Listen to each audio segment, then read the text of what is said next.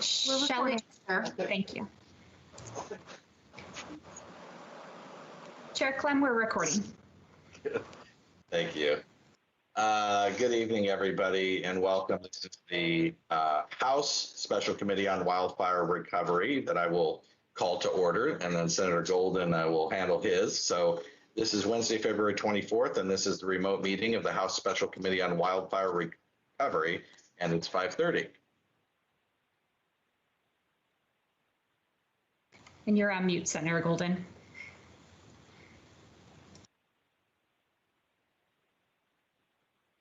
That is the last time tonight I'm going to do that. I'd like to take the opportunity to call the remote meeting of the Senate Committee on Natural Resources and Wildfire Recovery to order for Wednesday, February 24th at 5:33 p.m. And I am going to start with a roll call of our House members. So please, House members, unmute yourselves, and then when your name's called, identify if you're present or not, and whether you are here by video or phone. Thank you. Thank you. Representative Kate. Present by video. Representative Evans. Present by video. Happy to be here. Representative Gomberg. Gomberg is present by video from the Central Coast. Mr. Chairman, with apologies, I have a conflicting commitment. I wanted to swing by and make sure you had a quorum, but I'm going to need to excuse myself now. Thank you. Representative Graber. Graber, present by video. Representative Meek. Representative Meek. Representative Morgan. Good evening, Representative Morgan. I'm here, present by video. Representative Post. Present by video. Vice Chair Lewis. Present by video. Vice Chair Marsh.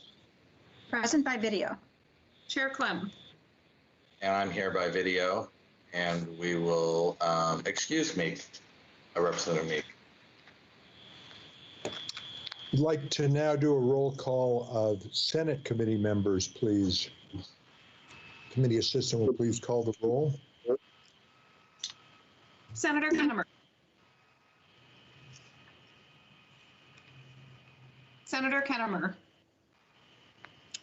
Let me say, I do know a couple members expressed calendar conflicts for the first part of this meeting, but we should see them later. Please continue with the roll. Thank you. Senator Patterson. Senator Patterson. Senator Przanski. Przanski's here by video. Vice Chair Hurd. Vice Chair Hurd. Chair Golden. Chair Golden is present by video from the Capitol building.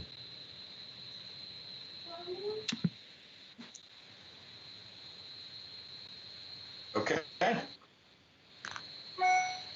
So what I want to do next is just give a quick overview. Friends from our local government and public service arena, I think you probably know or even heard yourselves that these two committees over the last week to 10 days have heard some pretty heart-wrenching and amazing stories of not just what happened on Labor Day and around Labor Day, but what's going on right now in people's lives, and how in many cases it's just like it was yesterday, and the pain's still there, and the recovery is still waiting to begin, and some of the anger is really still there, and frustration, and so we know you've been living it the whole time, and we did want to hear from folks directly, but we really wanted to spend time with you tonight, hearing what can we do to help. Do you have lists? Do you have budget needs? Do you have, I call it the punch list, like what's the most pressing thing we can do, today, tomorrow, and help shape where we go from here. We have a lot of ideas that we've written down from other people, but you're going to have heard many of these and vetted them and looked into some of them and be able to help us prioritize and guide and say what you think will work or won't for your community. So our point here is help people, help make communities and Oregonians whole. We're a recovery committee, and so that's what we're here to do, and we want to help you, help your constituents and your neighbors and your friends, and in many cases yourselves. I know some of you lost your home, so we're going to get to it. We do have members who represent your district, so as we get to kind of your region or your fire, I'll probably have them lead off again with just a welcome from some friendly face here on the committee. And Senator Golden, anything you'd like to add before we get started? Yes, briefly, Mr. Chair. I've been moved and troubled and kind of energized by our two earlier town halls. We have a lot of hurting people out there, and I don't need to tell that to the people on this call. They've been hearing from them daily. And while, we in the legislature feel we have a daunting task ahead, you folks are right there on the ground dealing with these same people with these great needs daily. And there's a way in which I'm looking forward to tonight, especially because you bring both the experience of your communities and the experiences of making budget and making forced choices among things you want to do. And the nature of the challenge, to be very candid, is that we have a task in rebuilding the fire areas that is at a higher scale than the resources that are going to be available from the state. And that's saying something, because there's a very serious commitment from the governor and certainly the majority of the legislature to spend a lot of resource helping communities and individuals rebuild their lives. But the scale of this disaster is something else again, which is going to make for a lot of forced choices. And that's what you do on a daily basis. So your recommendations are especially essential to the work that we have ahead, as will be the partnership over the next few years in doing what we can for Oregonians. So thanks for attending tonight and earlier forums if you did that. And I'm really looking forward to the conversation. Thank you, Senator. So let me open up the public hearing on wildfire recovery, and just a couple pointers. Please turn your camera and your microphone on when it's time to testify. If you turn it off when it's not, particular camera, it will save bandwidth for some of us who are bandwidth. Oops, there, thank you, puppy. So that's just a tip. You don't have to, but if you can, that's great. And then if you're on the phone, you hit *6 to unmute. *6 will unmute you.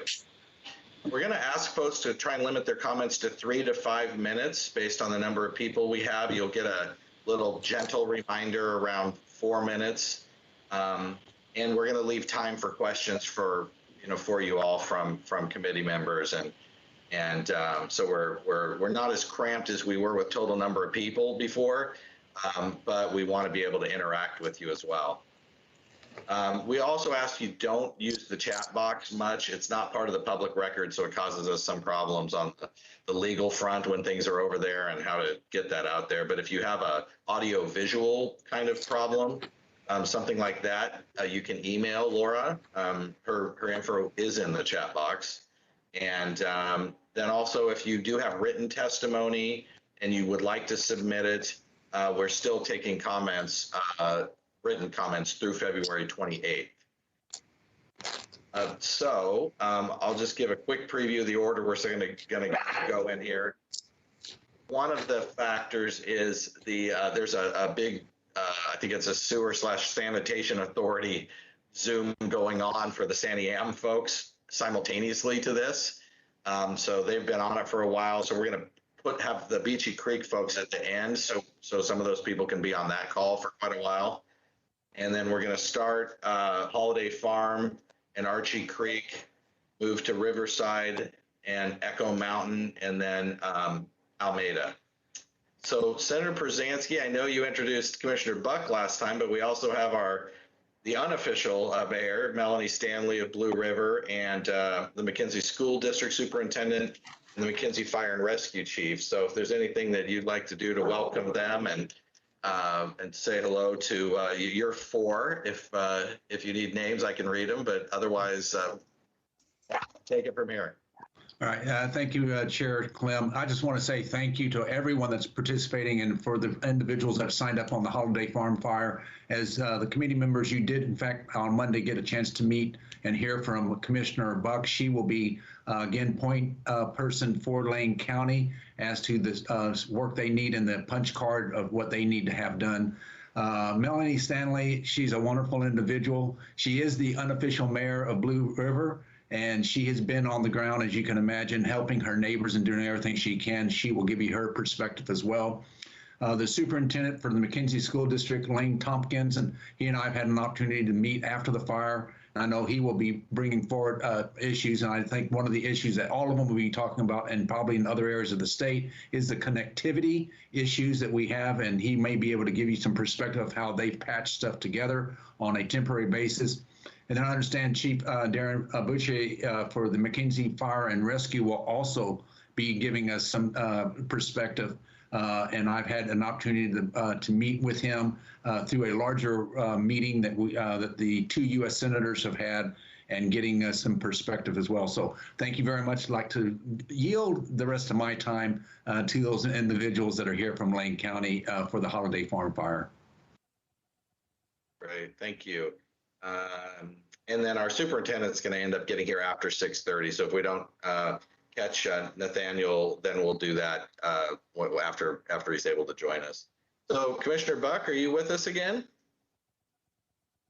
I am. Thank you. Welcome back.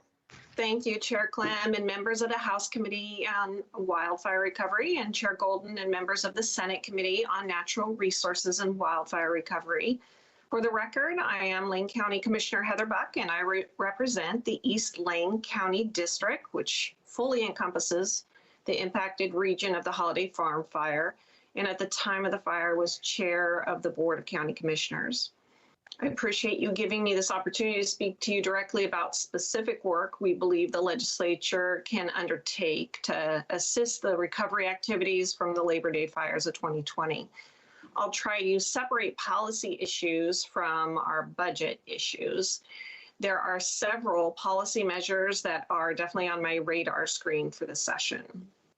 Senate Bill 405 relating to non-conforming uses. This measure would take care of two issues that residents and organizations have brought directly to our Board of Commissioners, ensuring that not holding an event or otherwise not using a property due to COVID does not impact the allowable use that that property can have, and giving a much more realistic window for rebuilding for the fire. Senate Bill 745 relating to domestic water supply districts. Lane County sought this measure to assist the unincorporated community of Blue River, which for many years had been working on a community wastewater supply. While this bill is not the complete answer, it would give the community a governance structure that could apply for future funding by immediately allowing the Blue River Water District and existing special district to also be able to provide wastewater services. Lane County is applying for funding right now to allow us to get wastewater study completed. And this would be a great assistance to the recovery of that community. They must have sanitation in order to be able to rebuild. And that's a huge hindrance at the moment. House Bill 2341 relating to taxation of damaged property is a bill brought by the State Association of County Assessors. The assessors believe that the existing statutes with respect to property tax proration for an act of God needs work because that existing relief is not automatic and it creates inconsistencies across affected properties. Lane County prefers this approach rather than a full cancellation of assessment for the fire affected properties. I'm aware that there's a large number of bills that address where the Office of Emergency Management should best be housed or whether it should be a department. I can tell you that we felt extremely supported by the Office of Emergency Management during the Holiday Farm fire. And I do not at this point have any recommendation with respect to how they operate. I do think at all levels of government, we need more training and practice in incident command structures and procedures, and additional training on how FEMA operates and what to expect when they're present in a disaster. On the fiscal side of things, I wanted to express my thanks to the Emergency Board for allocating $2 million in capacity building. I think as we pivot to recovery, much more funding should be made available for both capacity and resiliency projects. We must take this opportunity to build back better and to ensure that we do not create a situation where only those with means can and do return and rebuild, primarily in these rural areas. It needs to be equitable for people to come back and be able to rebuild. I don't have any specific framework recommendation for how that could occur, but I will note that Oregon spends a huge amount of money on forest fire insurance, and insurance companies are now on the hook for much of the damages incurred by these fires. It would appear to me that they would have a stake in supporting resiliency efforts. Finally, I'm aware of some efforts where local governments are attempting to get some non-FEMA expenses covered by the Oregon legislature, and I very much would support additional funding and also a formal process for the legislature to allow those requests to be vetted. Thank you very much, Chair.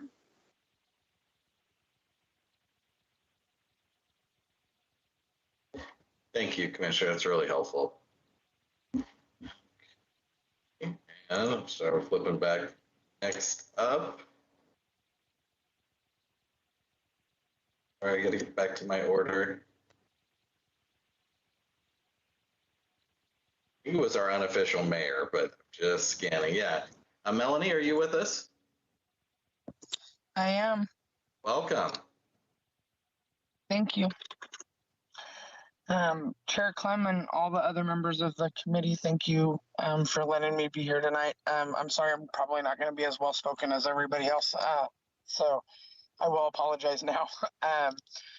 For the record, my name is Melanie Stanley, and I am a resident of Blue River, a Holiday Farm survivor, Holiday Farm fire survivor, and the unofficial mayor of Blue River. I've been here for 30 years. I'm almost 29 or so.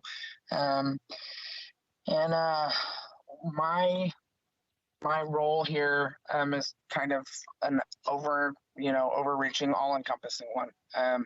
I own the store that was right in the middle of town, and kind of everybody, if you wanted to know something, you came to my store. And so I've had a little bit of a role for everything.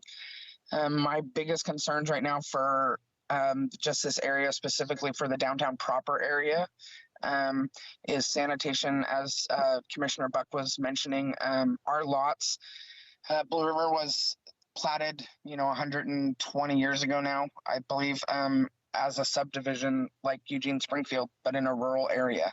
Our lots are the smallest lots on the entire McKenzie. Pretty much we're 80 by 100 and 80 by 120 lots. So for most of the properties up here, replacing septic systems that have been damaged by the fire or were pre-fire, not in the best condition, is going to be near impossible. There's just not enough lot size to be able to put a new building on the lot, as well as replacing the septics. So we're really facing some heavy challenges for anybody who needs to do any of that. So the wastewater sanitation district would be huge for us. We're facing some floodway issues right here in the middle of downtown. We faced them 25 years ago, and a lot of properties were able to get themselves kind of checkerboarded out of that, but we're facing it again. They're telling us that some of our lomas and the things that we did 25 years ago may or may not get us out of it now that the new regulations have come in.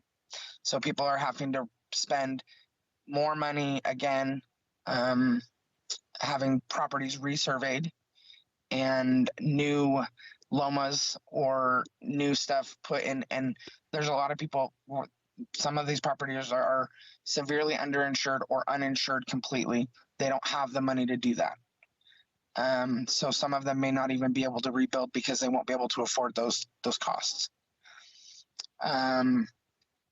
So those are two of my biggest ones. And then just overall the permitting process, I do know from, I was watching the public hearings, and I would agree with pushing the 1 year deadline out. That needs to be expedited a lot quicker, because we're in 6 months. We're almost at 6 months now. And so people are, my neighbor next door to us, he's still facing, his house is sitting in storage right now because it's a modular home. It's sitting in storage because he's waiting for permits. So there's just a lot of those little kind of nuance things that I think that probably most of us are facing in the rural, especially the more rural areas. And I think ours is probably we're one of the most unincorporated, because none of our area in the 23 miles is incorporated. We're all just small communities along a 23-mile stretch. We have no individual city governments. We have no individual any of that. So we have to really depend on Lane County to help us kind of navigate all of these processes. And they're doing the best that they can under the circumstances with everything else in a county that's fairly large, that has a whole lot of other stuff going on. So thank you. I appreciate your guys' time tonight.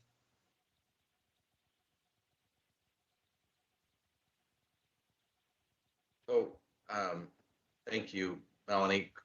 Just a quick question on the sanitation issues. The lot sizes being small are what makes it difficult for any kind of replacement of septic tanks, because of the fields, that the setbacks for septic fields are as big as the lots themselves, essentially, something like that.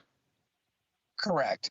The problem is that with the setbacks required for the drain field, if we were able to do the citywide wastewater sanitation, we would need a space for like the tank, but we wouldn't need the drain field space. Yeah. So. Okay. Great.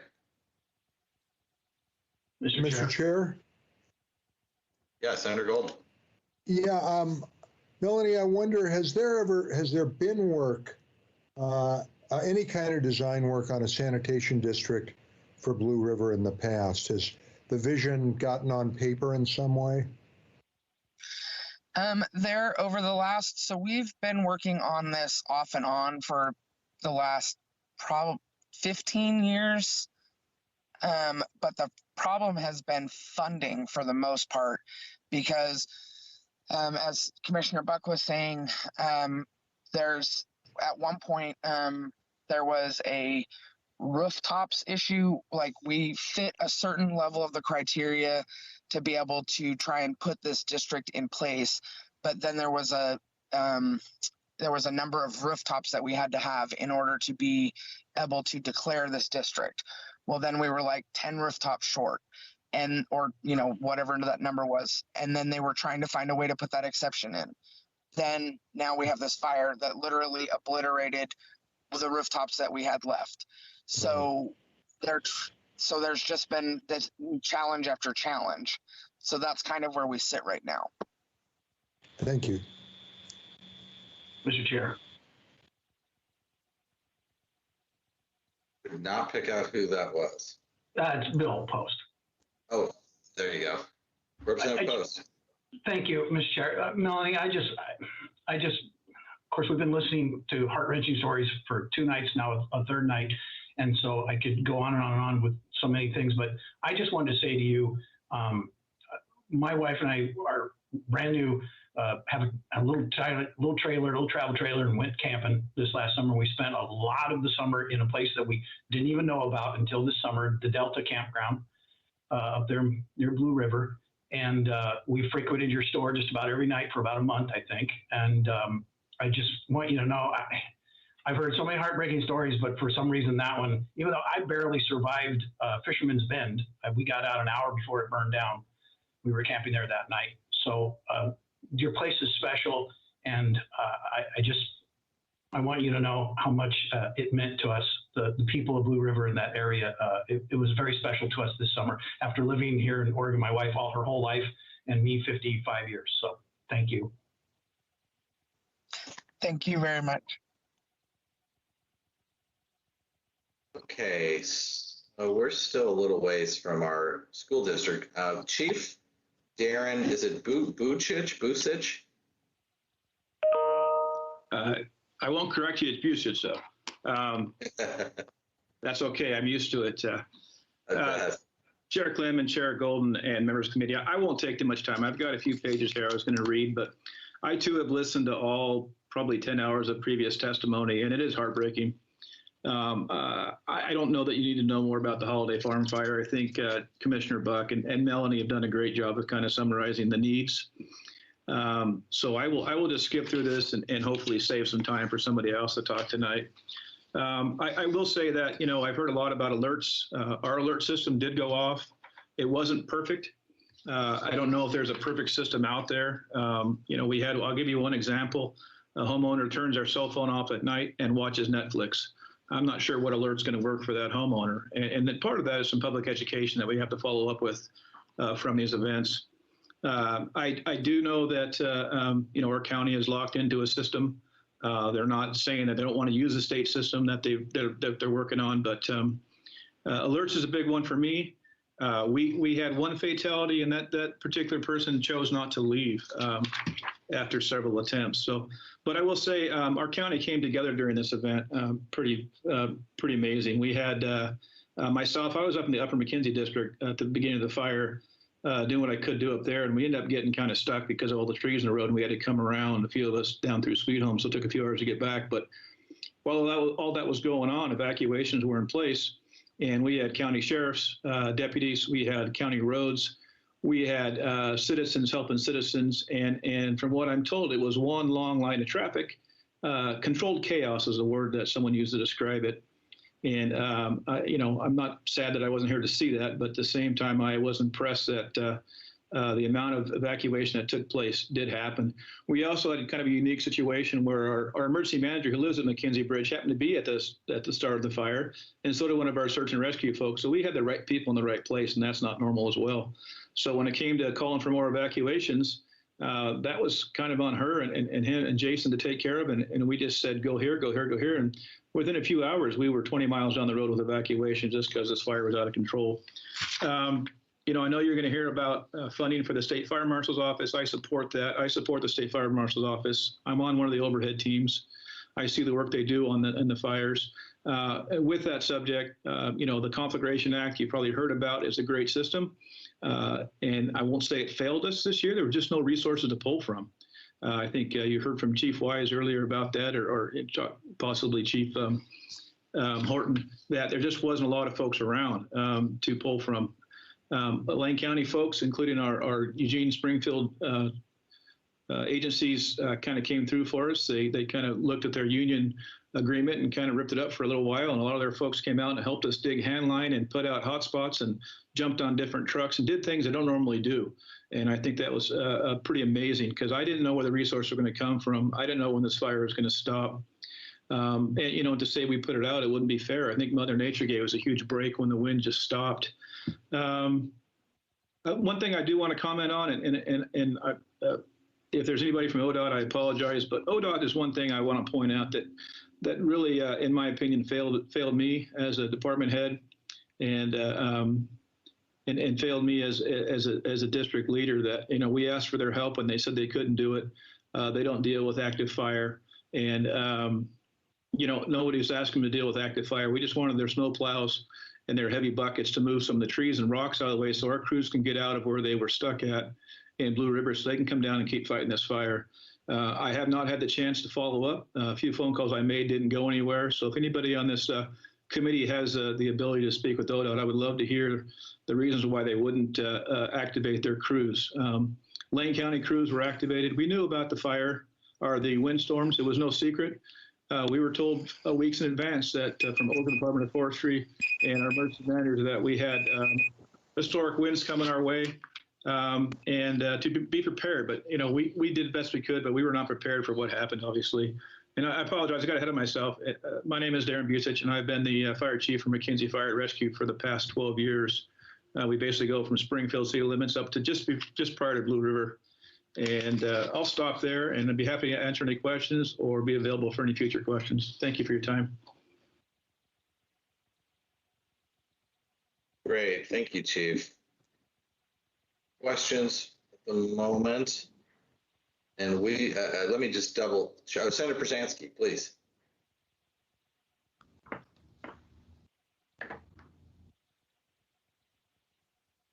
You're on mute, Senator Przansky.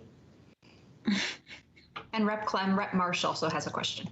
I see that now. Thank you. I apologize. What I was going to say, Mr. Chair, since the Superintendent Tompkins is tied up in his other meetings, you may want to go on to the Archery Creek fire, but I did want to say to Darren that he and I'll make certain that we contact. I had not heard the issue with ODOT.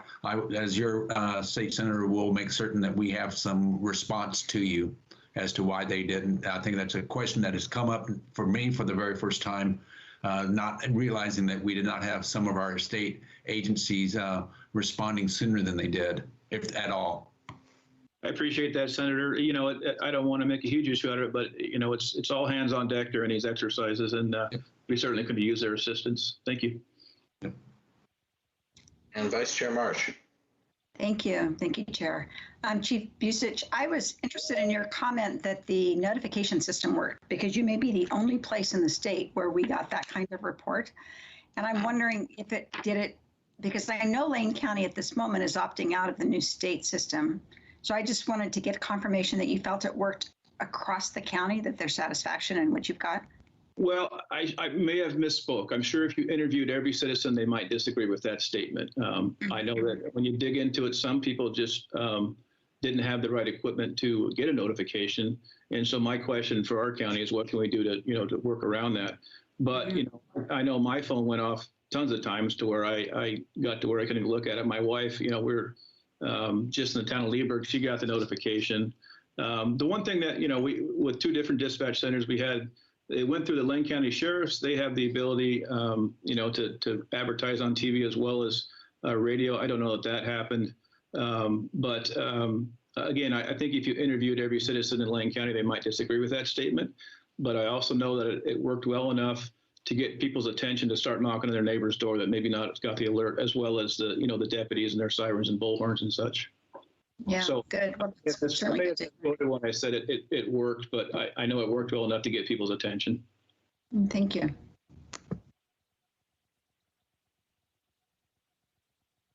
Okay, well, let's, we will make time for Superintendent Tompkins when able to join us. And let me go ahead and move on to Commissioner Tom Kress from Douglas County. Are you here, Tom?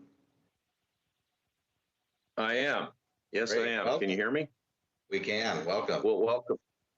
Thank you. Chair Clem and members of the committee. Again, my name is Tom Kress, and I'm the chair of the Douglas County Board of Commissioners. By now, you've heard lots of testimony, it sounds like, of the devastation and heartache that these fires have caused. So in the interest of time, I won't repeat any of that, but instead we'll get down to the reason for this testimony. The fires in Douglas County, they destroyed 154 homes in the unincorporated community of Glide, which makes Douglas County their government. And as such, we have been overwhelmed by the alphabet soup of agencies, both at the state and the federal level, proclaiming their commitment to provide assistance. While I was trying to categorize these agencies and identify, potential contributions, I ultimately came to realize it was going to come down to us, Douglas County, to recover this community. So what can the state do to help? I've got a few things here. I hate to jump on the ODOT bandwagon, but if you guys could give ODOT whatever resources and coaxing they need to go from the glacial speed of government to an operation with a more sense of urgency, it would be greatly appreciated. I was in the community yesterday, and there are residents ready to start rebuilding right now. Their property is marked, their equipment is staged there, but no work is being done. And I don't have to tell you, but every day that goes by without this work completed is another day that a family must, be in a hotel or an RV or in a friend's basement. Douglas County building and planning departments have been proactively involved since actually before the fire was out. They are open for in-person business and have prioritized septic systems, plan reviews, and building permits. Douglas County has incurred a dramatic increase in these departments' expenses, but at the same time, we felt like it only fair and just to pay the fees associated with rebuilding.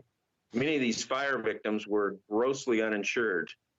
I would like to ask something in the line of $30,000 per home burnt in order to pay for the permitting and planning fees and the on-site septic fees that go with this, where we had all these expenses but no revenue. Another thing I can tell you about is we had several miles of county roads burned over in these fires, where we once had trees for guardrails, and I mean big trees. We now have massive drop-offs. Douglas County is going to spend a minimum of $300,000 to rebuild the infrastructure, the guardrails, culverts, and even bridges that are going to have to be replaced on these roads. We could sure use some help there. We've hired a community recovery coordinator just to liaison with the community, with the state agencies, with the federal agencies, and with Douglas County's government. And this person, is been a vital role, and I'm hearing much feedback from the community saying how effective this has been. But I will tell you that it's hit our budget. Probably it's going to be $100,000 a year, and we're probably going to need them for several years now, or at least a few more years. And lastly, and I'll just be brief on this, but the affected properties are interspersed with federal lands. Would the state join us in pushing the federal agencies to remove the dead trees so folks can resume to be in this area safely? That's all I've got, and thank you very much for your considerations.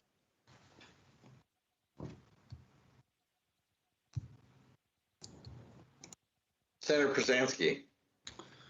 Thank you. And Commissioner Kress, I also will be checking in with your office. I have worked with Commissioner Freeman some.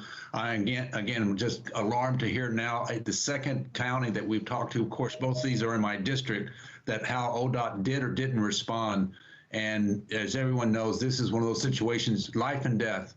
Those men and women that were up there that were stuck, couldn't get up back down the river, down the road to fight some of the fires and such. That's inexcusable. And so I will make certain that we pick up your list, and we'll be working to get answers for you as well. Well, and I'm sorry if I misspoke and mislead you. It wasn't during the fire that we had having an issue with ODOT. It's right now in the recovery, Craig. They are the contractor for the cleanup at these properties. And I don't know what the problem is, but we're 2 months past when they were supposed to start cleaning up, and it's just not getting done. And the folks are really getting anxious about it. All right. Yes, sir. I'll make sure Kevin is in contact so we can get that information going quickly. Thank you. So, Commissioner, if you don't mind, let's dig into that ODOT cleanup thing for a second, because I'm in my head, as we've been hearing the stories from Detroit, have heard very similar things. So, what we did was ODOT got tasked to be the lead agency for cleanup, in part because they were going to be doing so much tree removal near their highways that they're responsible for. And they had a lot of capabilities with doing contracts with private companies and managing contracts, because they do it a lot for road crews. And so what I'm thinking about is, they've got these contractors that are all over the place that they need to kind of hold accountable also on time and speed. But I'm wondering if a lot of the reason that people in Detroit and down by Glide, the reason they're waiting, it's because there's not a cost if ODOT does it for them. Whereas if they go out and obtain those services hoping they're going to get reimbursed somewhere by the feds or their insurance company, there's a risk that it will cost and it's money they just don't have? Or is it something else? Because we could figure out maybe a way to change the system a little bit if it's just that if they wait for ODOT, it's free. If they don't, it's not. Because we don't want that incentive to be delaying recovery if we could rearrange it on the back end to still get the bills paid either way. Well, I think you're absolutely right. Yeah. I'm sorry. I think you're absolutely right. I feel like we did far too good a job of selling the whole process of first the HHW, the household hazardous waste cleanup, that we absolutely insisted that they use somebody to clean that up. And then we rolled it right into the second part of the program and told them, look, don't take away from your household rebuilding fund, or in some cases, don't go borrow this to get this cleaned up.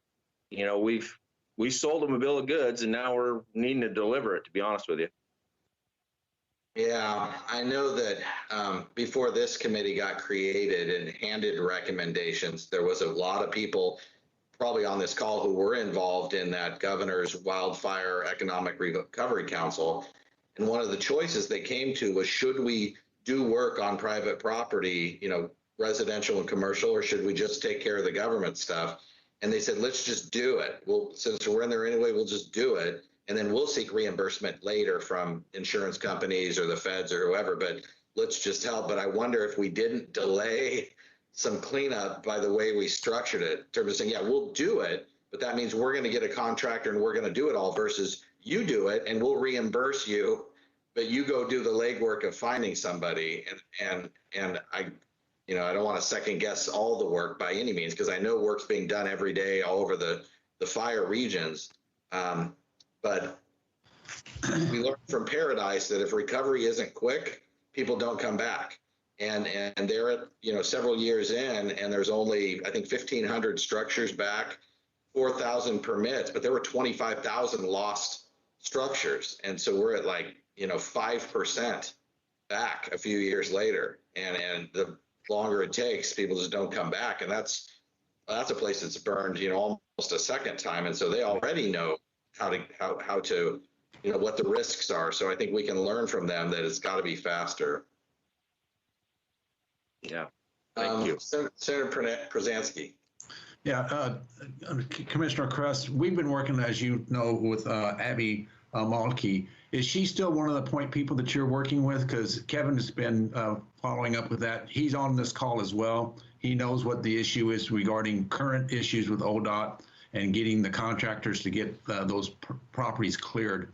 I just want to know who would be the best contact for us to be starting with tomorrow. Yeah, Abby Malik and Allison Doty are part of the long-term recovery group that we formed there for the Archery Creek Fire, and they're part of Glide Revitalization. And they absolutely would be the one. They're the ones that are right there getting asked every day, why is my property not getting cleaned up? We met with them yesterday. I got a list of concerns from them, and that's part of why we're here today. So yes, they are definitely the ones in front lines. All right, thank you for that information. Kevin will be on it tomorrow. Okay. Commissioner, was one of the two names you just gave us, is that one of the community recovery coordinators or coordinator, or is that a different person that you? So there is a long-term recovery group formed for the Archery Creek Fire, and Abby Malik and Allison Doty are the two main folks in that, and they're part of the long-term recovery group that was formed to part of the FEMA BOAD and VAL situation. Yeah, and then on the one that's about $100K a year for the next couple of years, is that another different person? Yeah, that's actually an employee of Douglas County. His name is Dan Carr. And I just wanted to have his contact information too, because Laura, who staffs both of these two committees, we want to find people like that on the ground who, if we need to get a hold of victims or we need to get a hold of something, we want to know who those point people are who have ties to the survivor community.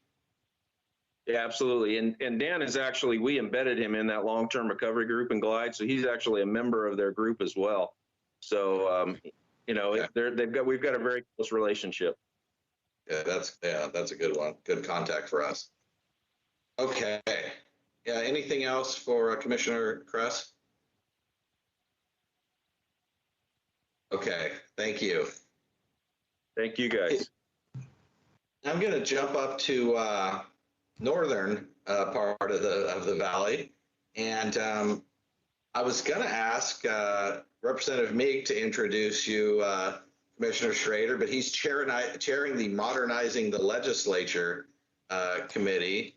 I've got my my former friend, if he can unmute, from the House. Well, first Senator, I think, then House, now back to Senate, Senator Kinnemer. And I wondered if you might introduce Commissioner Schrader. You may have even served together at one point, but I'm not 100% sure about that. And then I'll ask Vice Chair Lewis to handle Mayor Drinkwine and Nancy Bush. Senator Kinnemer, are you unmutable? Mr. Chair, they made an announcement. Senator Kilmer and Senator Hurd were having a caucus started at 5:15, and they were going to join us as soon as they could get out. I'm assuming neither of them have completed their work. Okay, great. Gotcha. Thank you. Got about caucuses. Well, I'd be happy to introduce my former colleague if you would like to. Why don't you? Oh no, there's Senator Kinnemer. Oh, there we go. Bill, you want to talk about our friend Martha Schrader for a second and introduce us to?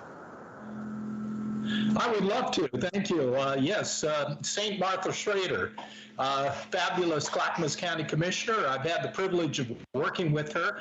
She does some dynamite work, and hey, we had a lot of damage in Clackamas County. I think if I remember right, and she'll probably correct me, we got hit with 17% of our entire county with the actual fire.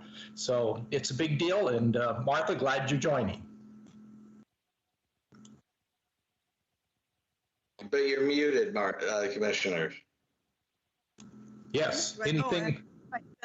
Great. Well, thank you, Senator Kinnemer. It's a pleasure to work with you again. And I almost called you Commissioner Morgan, but now it's Representative Morgan. And I know I'm breaking protocol because I should be addressing the co-chairs first, but I have lots of friends I've worked with. So thank you for being so kind, Representative Clem. So good evening, Chair Clem, Chair Golden, and members of the committees. I'm Clackamas County Commissioner Martha Schrader, and thank you so much for the opportunity to testify today and share with you how the wildfires have affected our communities in Clackamas County. I did have an opportunity to serve with Representative Meek and Representative Ann Williams as we talked about a regional solutions approach to the regional wildfire recovery. And my hope is that those conversations have significantly informed the Wildfire Economic Recovery Council report recommendations, and I may touch on a few things there in a few minutes. As many of you know, our wildfires began following the windstorms on Labor Day, much like everyone else. I'd like to give some kudos to PGE. One of the reasons Highway 26 did not go up in flames, literally and significantly, is they had the prescience to actually close down the power along that corridor. And quite frankly, I think that our county would have suffered even more greatly had they not, as a utility, recognized that that was going to be a significant issue. So that's one of the good things that I think that was done appropriately and correctly. So Labor Day windstorms, and at the height of the Riverside fire, over 52,000 Clackamas County residents were asked to evacuate to escape these fires. And in particular, countless numbers of livestock were moved to safety, and many others were left behind, sadly. And I would say one of the key things that our takeaway is, and I know Mayor Drinkwine from Estacada will touch on this, is the infrastructure to move people in and out quickly. That was a huge issue. We were literally bumper to bumper. I'm sure Chair Smith has also mentioned this in front of this committee, with people trying to evacuate some of those rural communities. So it's not just water infrastructure, sewer infrastructure. We also had some issues with our sewer infrastructure in our more urban areas. Well, actually, that had more to do with quite frankly, with the ice storm that we were dealing with. But all of these pieces of infrastructure that have impacted our smaller communities is going to be essential to help them rebuild, and to rebuild as quickly and as efficiently as they can. It's a huge, huge issue, and I think the transportation piece is huge. I'd also like to talk a little bit about the livestock issue. Many of you know I've lived on a farm, and also having heard the testimony of many farmers, animals experience disasters much like we do. They feel stress, they struggle to breathe when the air quality is poor, and they are economic resources for our rural counties. I mean, truly. One of the things that we are looking at this point is the potential to integrate what we're doing with our folks, our folks from Extension, in order to streamline that. So it should be no surprise that when we were evacuating, farmers and ranchers were some of the last to leave, making sure their animals and livelihoods did not succumb to the impacts of fire. We did not lose lives. That was pretty remarkable because those fires moved quickly and the danger was real. But we had an excellent response from our first responders, Clackamas Fire, and the Clackamas County Sheriff's Office to get people to safety. To Senator Kennemer's point, nearly 200,000 acres were burned in Clackamas, which is roughly 15 to 17% of the county. 62 homes were burned, along with over 200 structures, such as barns, garages, outbuildings, and even a church. However, the harm to our community does not stop with people evacuated and structures lost. It will essentially affect how our constituents live or spend their summers, which is also going to impact how people and businesses recover financially. For example, the indefinite closure of Oregon State Highway 224 is affecting our economy and will continue to do so until it is reopened. This indefinite closure means that access to some of our most used wild areas and parts of Clackamas County are closed indefinitely. That is the value of ensuring Highway 224's return to safe and drivable resource needs to happen as quickly as possible. And for Clackamas County, recovery means people are thriving again, communities are rebuilt, trees are replanted and growing, landslide areas are secured, and roads are reopened and debris is removed. But just as important, we look forward to working with the state to ensure recovery from our next disaster is even quicker, that our communities are better prepared, and that recovery is streamlined so that people are protected and life can continue. And I will mention that one of the pieces that from the Wildfire Economic Recovery Council report mentioned securing $50 million from the $135 million in funds set aside in the governor's recommended budget for the council to fully leverage FEMA's hazard mitigation grant program, prioritizing mitigation initiatives to reduce risk of wildfires and associated hazards such as flooding and landslides. This kind of, I know that we'll be short on resources, but this kind of funding, particularly for our smaller communities, is going to be essential. So thank you for the time this evening. Here with me this evening is Mayor Sean Drinkwine of Estacada, who will provide additional details.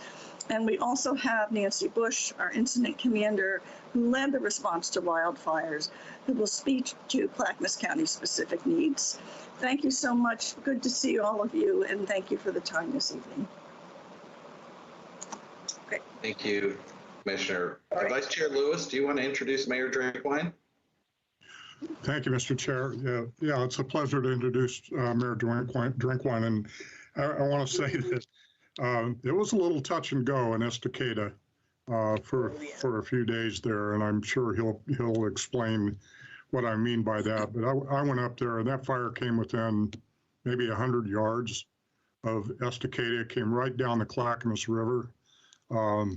we went up the last time I was up there a couple weeks ago, the road's still closed up by the reservoir and beyond. So it was a little bit dangerous up in that area, and a lot of concerns about if the two fires had joined up there. And then Nancy Bush is the director of the disaster management for Clackamas County. So with that, Mayor Drinkwine, it's all yours. Thank you. Thank you, Chair Clem, and thank you, committee, for giving me the opportunity to speak. It was a scary moment for Estacada and Clackamas as a whole. Martha Schrader laid it out pretty good. Getting out of here was scary. Vacating everybody at the same time was a little bit of a task, considering we only have one major road out, one major road in. And that road is, when I say major, I mean that's curves and trees and water and everything else. So you can imagine how hard it was to vacate that many people in such a short amount of time when you have a fire that moved 17 miles in one day. So that timing could have been the difference between my city making it out whole or not. For me, that was a moment of reality. Sitting looking out the backside of my city and seeing a wall of fire not more than 100 yards away was a moment that was too surreal, even for me. So when we talk about the things that are priorities in our state, I think the road is a major one. I think we really have to sit down and take a look at what we prioritize in this whole deal, and the road is a number one issue. My city was blocked in, and it was scary. I never want to have to live through that again. Our water system wasn't able to take the pressure in our Reservoir 1, so we're in real need of an upper pump and a better generator system to handle it. We didn't expect the kind of output of water that we were having to put out from every direction. As you know, we had a lot of citizens fighting this fire, which was amazing. I've never seen so much heart and soul on the ground in my life. I watched a family with pitchforks and rakes and little shovels and buckets and their kids out there shoveling water on to save their house. That was a moment. I never want to have to look back at that again. I never want to have to ask myself, did I do everything I could have? So, like I said, Martha Schrader laid it out pretty good. I couldn't do it any better. The roadway is very important. The water system, we have to have a water system that works. Tourism is a big factor. We lost 65% to 70% of our tourism this year. As you know, Estacada operates 6 months out of the year on tourism alone. We have nothing else. So we're going to have to find some way to fill that gap. We have a big park in town. We've thought about doing events there and attracting people into our area and hopefully filling that gap in some fashion. But we're going to need help doing that as well. And we've got things out there. So we hope you'll take a look at that. And I appreciate all of you listening to me and giving me this moment. Thank you.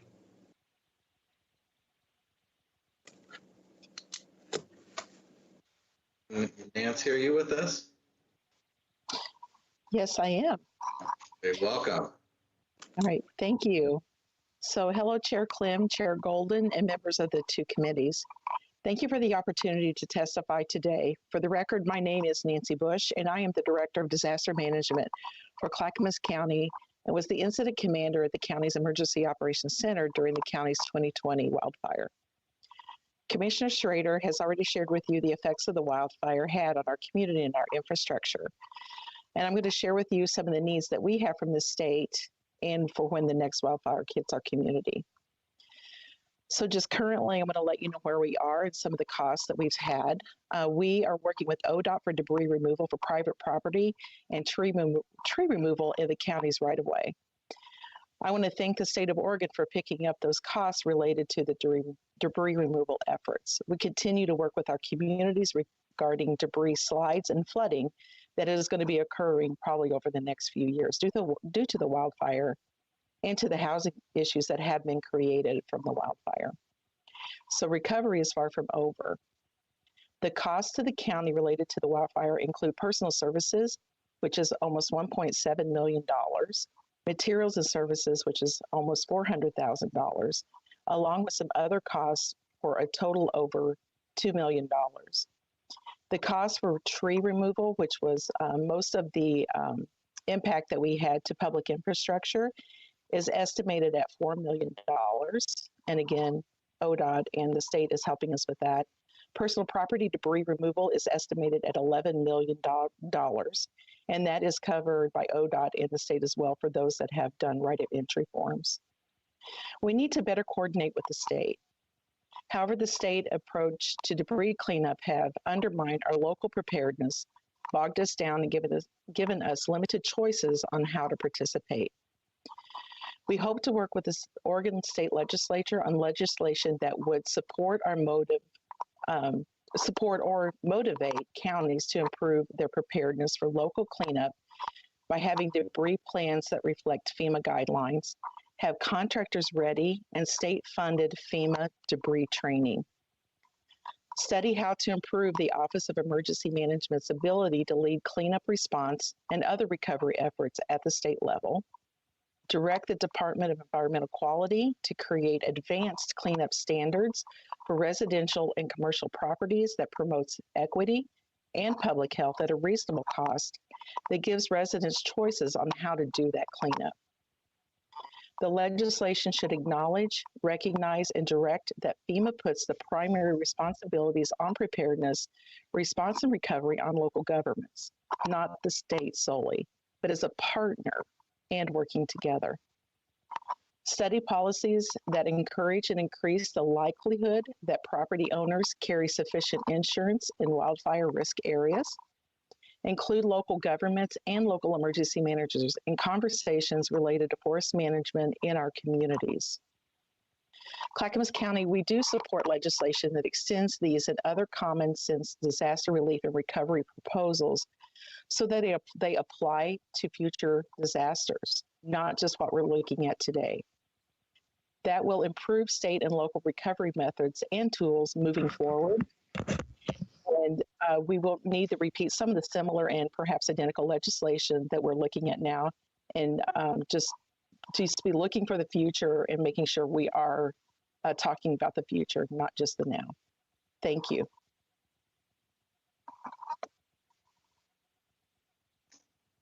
Thank you, Nancy. Questions for any of our Clackamas County friends?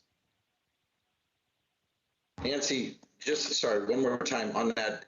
I know it was about a $2 million hit. The breakdown was, I heard 1 point something, and then I couldn't tell what the second category was.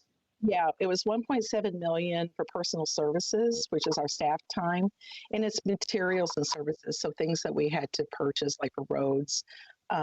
Also, some things we purchased for families is running about $400,000 right now. So that was the second piece, was families. Yes, sir. Yes, sir. And then I could go back and listen to it, but I wouldn't mind you repeating because it sounded really nice and concise the way you said it. Legislation that sort of focused local cleanup and debris plans, or can you just restate that piece again? So the legislation should acknowledge, recognize, and direct that FEMA puts the primary responsibilities on preparedness, response, and recovery on local governments, not the state solely, but as a partner and working together. Is that what you were talking about? A little bit earlier, and you mentioned having debris plans. Yeah. So yeah, the debris plans. The state level as well as our local agency should have debris plans that are approved by FEMA guidelines, and we should already have contractors ready and state-funded FEMA debris training as well. So one of the things we ran into, Clackamas County was very far down this road, and we were further along than even the state or any other county in the state that we're aware of. And so whenever the state started saying that, yes, we're going to pay for all of the debris removal, which is fabulous, but we didn't have a way to say, but we are already going down this road. Can you give us the same, cover the cost and the 25%? Yeah. And it was like, no. and we could have moved a lot faster.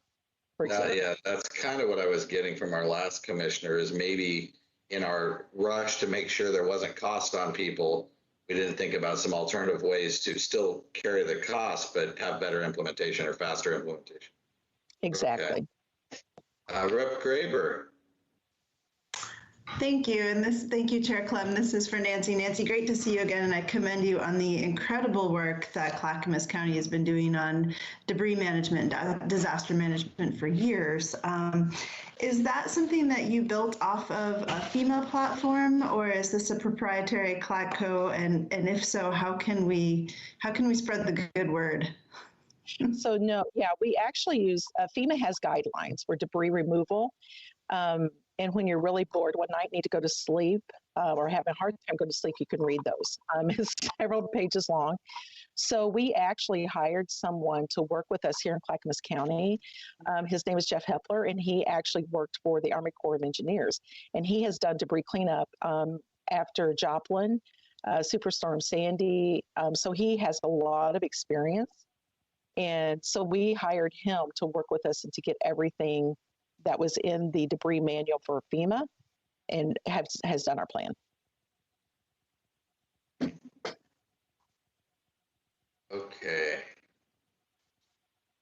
Okay, great. Thank you. And then I see that our superintendent is joined us, finished up one school board meeting. Welcome. So Superintendent Tompkins, we did hear from a few of your friends and neighbors there down in the Holiday Farm Fire McKenzie River region, but we would love to hear what's going on with the McKenzie School District. Yeah, no, thank you for having me, and appreciate being flexible on when I could chat. But we just finished a special meeting, and we're going to run a bond in the May election. So that's exciting investment going back into our community. So it's exciting times. You know, there's a lot of challenges layered on top of the fire with COVID, as you are all experiencing right now, meeting this way virtually. We've had to adjust a way of how we operate. One of the big things, and I'm sure my neighbors echoed some of these points, but communications and investment in rural Oregon is important. You know, we just now got today a permanent connection to high-speed internet through Charter. Before that, we were working on the graces of some volunteers through the Oregon Internet Response, and they've been our heroes, because we wouldn't have been able to do online learning without internet access to campus. Because of the damage in our community and the lack of communications, we did have to open up our campus to host students to be able to access what little internet we have, to be able to access their daily learning, because there's still homes up the McKenzie that do not have connection to the things that we take for granted in metropolitan areas, like good high speed internet. So I think what kind of the overarching things, I know we're supposed to keep it to really brief kind of bullet points, is the fire was devastating, and it has exacerbated the equity, how do I want to say it, the differences between investments in urban areas and rural areas, and also how we treat telecommunications as a not necessarily as a necessity, which it is. Up into the fire, how many of us knew that you needed to have internet to be able to run gas pumps at a gas station? I didn't know that until I heard people that had cash in hand. We had electricity restored, and people couldn't get gas out of the ground. So being able to direct state resources in investing in rural connectivity in rural Oregon would be one of the things I would really want to bring forward to you guys to really consider. I do want to thank our local elected officials. Lane County has been awesome in supporting us The fire districts have been great. They went above and beyond to save our campus. If it wasn't for heroic acts that happened that night, our campus buildings would not be standing. We did lose a number of outbuildings, but the educational buildings themselves are still standing. That took an engine crew staying overnight in our gym, taking turns patrolling the grounds, putting out hot spots, burning back lines. So we just tip our hats and thank them, and then the law enforcement, Lane County, and Oregon State Patrol for helping other community members shelter in place at the track. So it's you always try to find the silver lining in things, and I think this can be a really good opportunity for folks to invest in rural Oregon. I do appreciate the support of our local senator, as he's been working to get some infrastructure things put in place to help Blue River not just come back, but potentially thrive, which would be a huge asset, and it could be an example to other places in rural Oregon. We're not much different than a lot of other small timber towns that dot the wide parts of highways all throughout the state, and just some smart investment can help a lot of us thrive. So thank you for your time.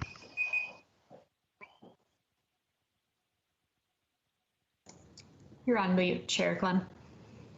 Thank you. Thanks, Laura. Thank you, Superintendent Tompkins. Okay, I think Rep. Gomberg had to be away a little bit, so I will just ask Commissioner Katie Jacobson, are you here? Yes, I am here. Great, welcome. Sorry we don't have your local rep to introduce you, but please. That's all right. Let me grab my notes here. I wasn't expecting to go next, so let me get my stuff here ready here. All right, well, thank you. While you're doing that, I'll just say Alameda will be next, and then Beachy Creek will be after that, just for folks who are listening. Okay, thank you. Thank you, Chair Clem and Chair Golden. And it looks like Chair Clem's dog I see behind your neck. So members of the... I'll be sitting and really likes to be right there. And members of the committee, I'm Katie Jacobson. I'm one of the commissioners in Lincoln County and was the chair at the time of the Echo Mountain Complex fire. And first of all, just want to say thank you for doing both listening to our survivors and giving us as elected officials this opportunity to chat. I think it's really valuable for all of us. Several of the things I'm going to say you've already heard, but I'll just reiterate them. This was a rural area in Lincoln County that burned, and just about everybody was on a septic system. There are very few specific programs to pay for evaluation, rebuilding, and repair of septic systems. That is becoming a linchpin in people actually being able to get back to their property and potentially rebuild or put on trailers or manufactured homes, is not having the means to evaluate or repair the septic system. We are preparing to work with Senator Anderson on an ask for this that would allow the county some funds to work with people on getting those evaluated and repaired.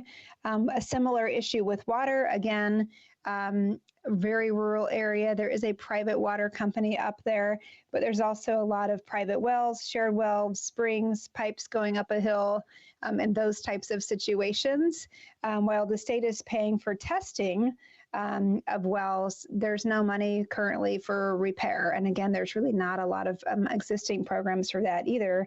And so we do have some people back on their properties, but are using, water delivery, which is very expensive and not necessarily sustainable in the long term. The other biggest issue we're experiencing here is housing. We still have about 200 people in hotels in Lincoln County. We want to obviously get them out of hotels and into more permanent housing, but there is no affordable housing in Lincoln County. This was a problem well before the fire. We had been working on doing some planning, but we're at the point now where we need to actually get some more housing projects on the ground so we have some places for these people to go. And we need incentives from the state to actually get those projects here. Rural communities in the coast just simply can't compete on a large housing project like the Portland metro area can. And so we just have a very difficult time incentivizing developers to come here and develop a townhome project or develop a multifamily project. As far as cleanup goes, I will say thank you to the state for agreeing to pay for commercial property cleanup, even though FEMA will not reimburse for this. We really appreciate this, and we have vowed to help fight FEMA with you on that. We do have a trailer park which provided affordable housing to many people and families that completely was destroyed. And FEMA will not pay you, the state, back for this, but you are going to clean it up anyway. So we are very, very grateful for that. So thank you. But as previously mentioned, the cleanup is going at a glacial pace. So a lot of residents are taking to it themselves to clean up. We're having our rights of entries pulled at a very alarming rate every single day because people just simply cannot wait any longer. And I totally get that. If that were my house and it had burned back in September, I would be out there with a bucket and shovel too, trying to clean it up. The problem it creates is that while previously we were told if you got an ROEN and you started cleaning on your property and maybe you didn't finish it by the time the state got there, the state would still be able to come in and finish cleanup for you, like if you were halfway done or something. What we were told actually today was while they will still work on active debris removal, if you still have hazard trees on your property, but you clean it up and there's not debris, they will not take the trees out.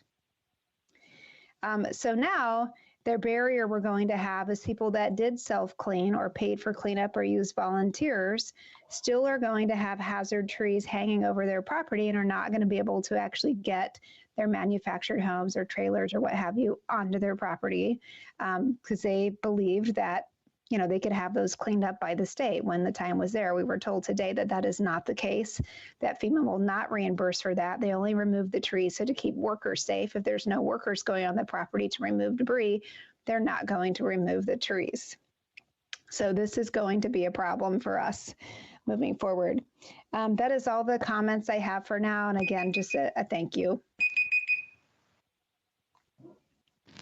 Yeah, thank you, Commissioner. And that last point is exactly the kind of feedback loop we need. When you get these things, we just need to know immediately. So tomorrow we'll get to the bottom of it, have somebody explain, if it's coming from the recovery office with Director Garrett, we'll figure out where that came from, unless you know off the top of your head who it is who told you that. But if it's FEMA, the state, but we can get to the bottom of it because you're right. It's not. It's going to change behavior pretty drastically. It was our ODOT liaison that told us this, and they were saying that FEMA told them they would not reimburse for that, so that's why they are not going to do that tree removal. And that's as far as I got into it. This happened just a couple of hours ago today. Yeah. I'm sure I would have been probably called tomorrow and told that too, because they may say, if the state's going to pay for it, fine. We just want you to be aware that, FEMA's not going to reimburse. And so we've got this change of direction. But this is the purpose of things like this. And on an ongoing basis, make sure you make Representative Gomberg, Senator Anderson aware of anything like that happens, or Laura, our staff for this committee, so we can help when we hear these things. Okay. Time, Senator Golden, for you and Vice Chair Marsh. You've got a whole bunch of people, so I don't know that between you and Representative Morgan and Marsh, you want to introduce them all, but you should at least get started. Well, let me jump in. Thank you, Mr. Co-Chair. We do have people from several jurisdictions from the Alameda Fire. As you all know, the ground zero were the towns of Phoenix and Talent, and they're represented, as well as surrounding jurisdictions in Jackson County who are also very involved in the fires. So let me just jump in by inviting two representatives of the city of Phoenix to join us, unmute, and let us have your input, please. And that is Mayor Terry Baker and Eric Swanson, the city manager. Mayor Baker, do you want to take it?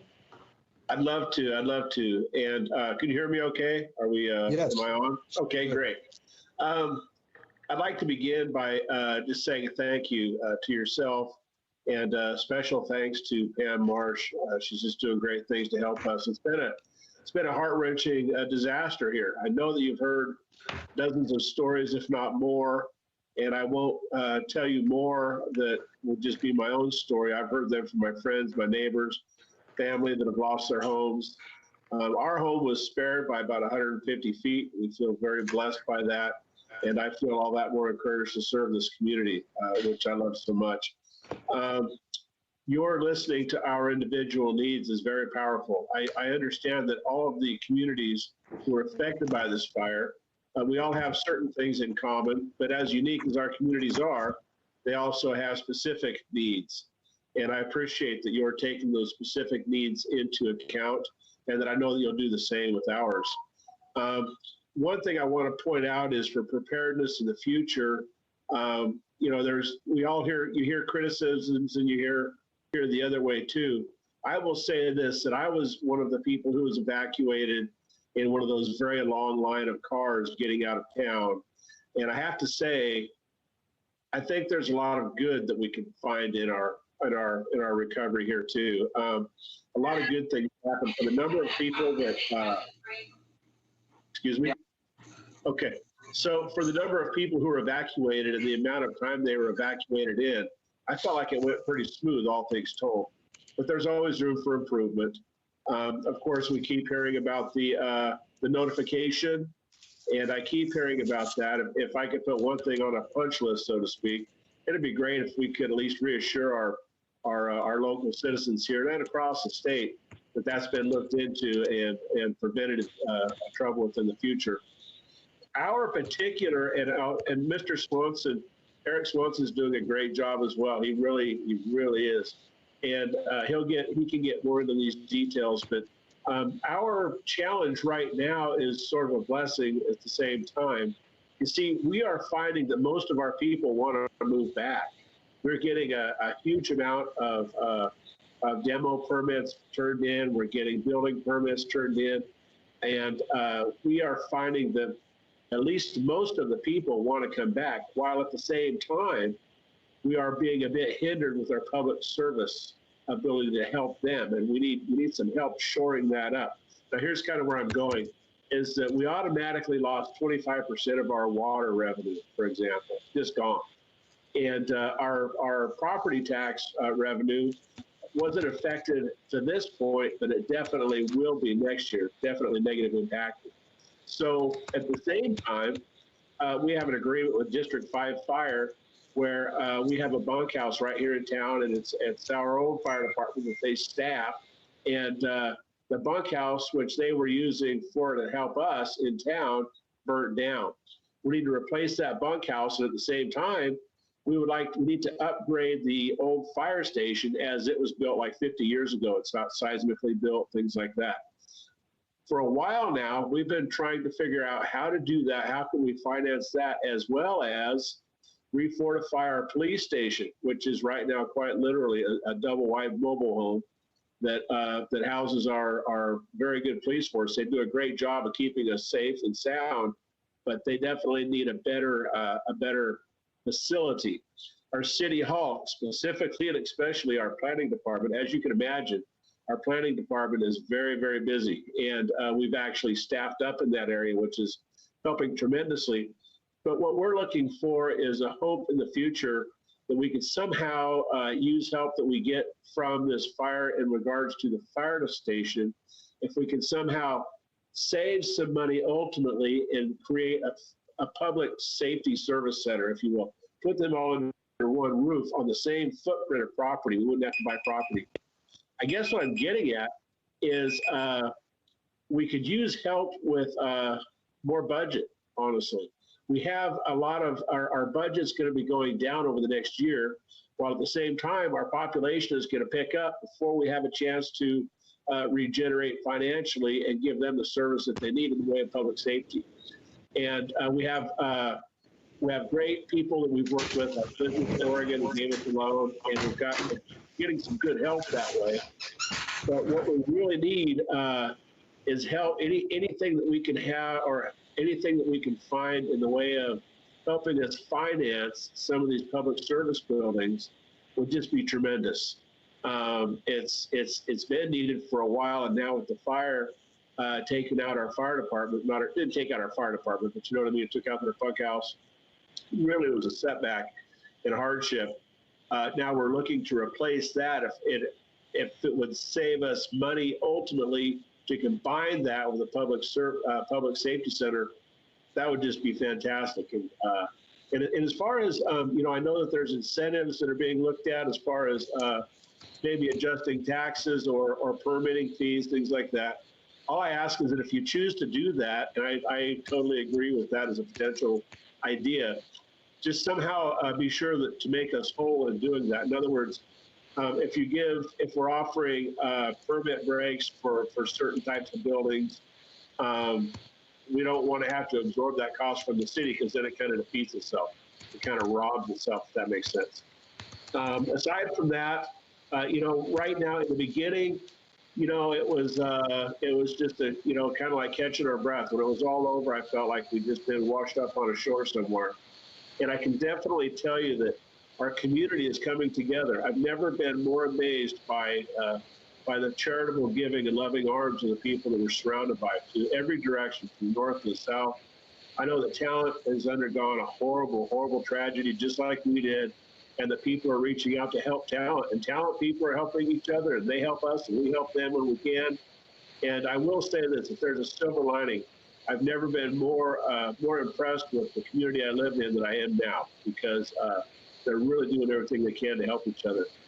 I think I ran a little on time, long, but I appreciate your giving me that extra minute. And I can answer questions, or if you'd like to talk with Mr. Swanson, he has a lot of details that he can share with you that will further explain what I'm talking about. But just from a 30,000-foot view, that's what we really need, is to help with those things. We're in the stage of rebuilding. Recovery included a lot of emotional and psychological help, which we did get. And we also have fire relief stations that are still around where you can go get free food for the people who need it, stuff like that. That's great. We love it. And we're grateful for that. And we're grateful for all the help that FEMA's given us, the state's given us. We've gotten really good help from across the board.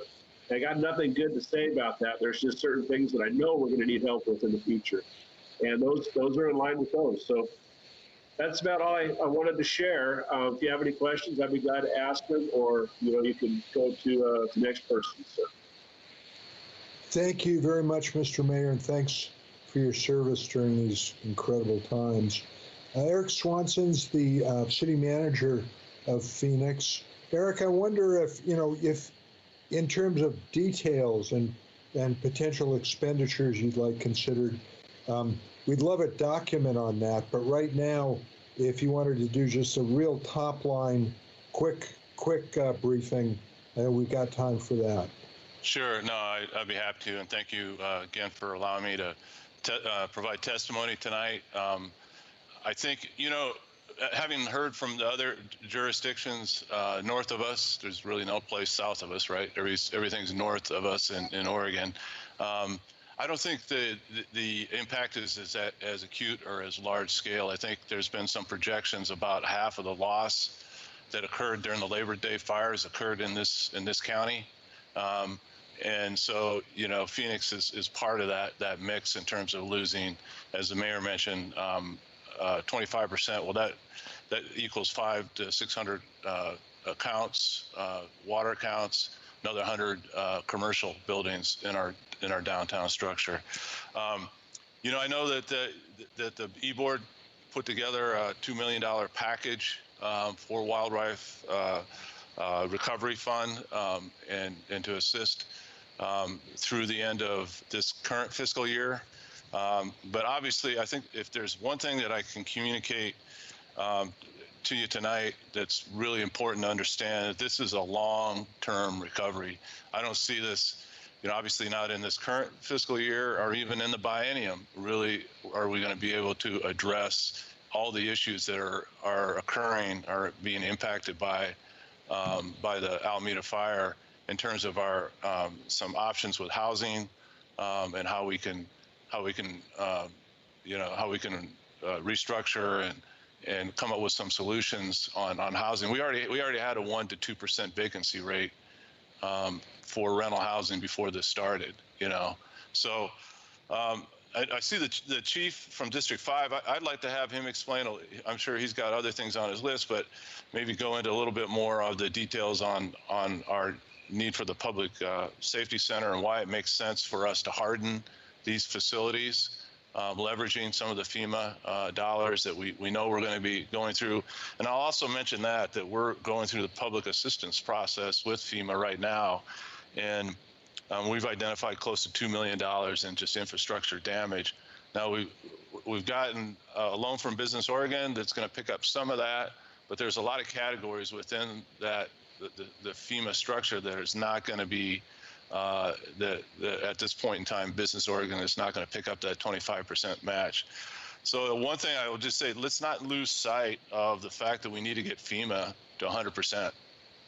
And I don't think anybody said that tonight, but I think that's important that we call upon our federal delegation and the state delegation, our state folks, to get us to 100%, because that's going to make a big difference. And you saw what President Biden did with the COVID. He went to 100% with a strike of a pen. Well, let's do the same thing on this. I think that's really something that's going to be in the long term, like I said, is going to be important. I'll end it with this. Again, there's opportunities with housing authorities, monies that you can put into, for instance, Housing Authority of Jackson County. There's a project that they're looking at in Phoenix. I mean, these are all great things. We're doing things with our zoning laws, our zoning requirements that now allow for residential and commercial areas. I mean, we're doing all that we can do policy-wise. It's the money.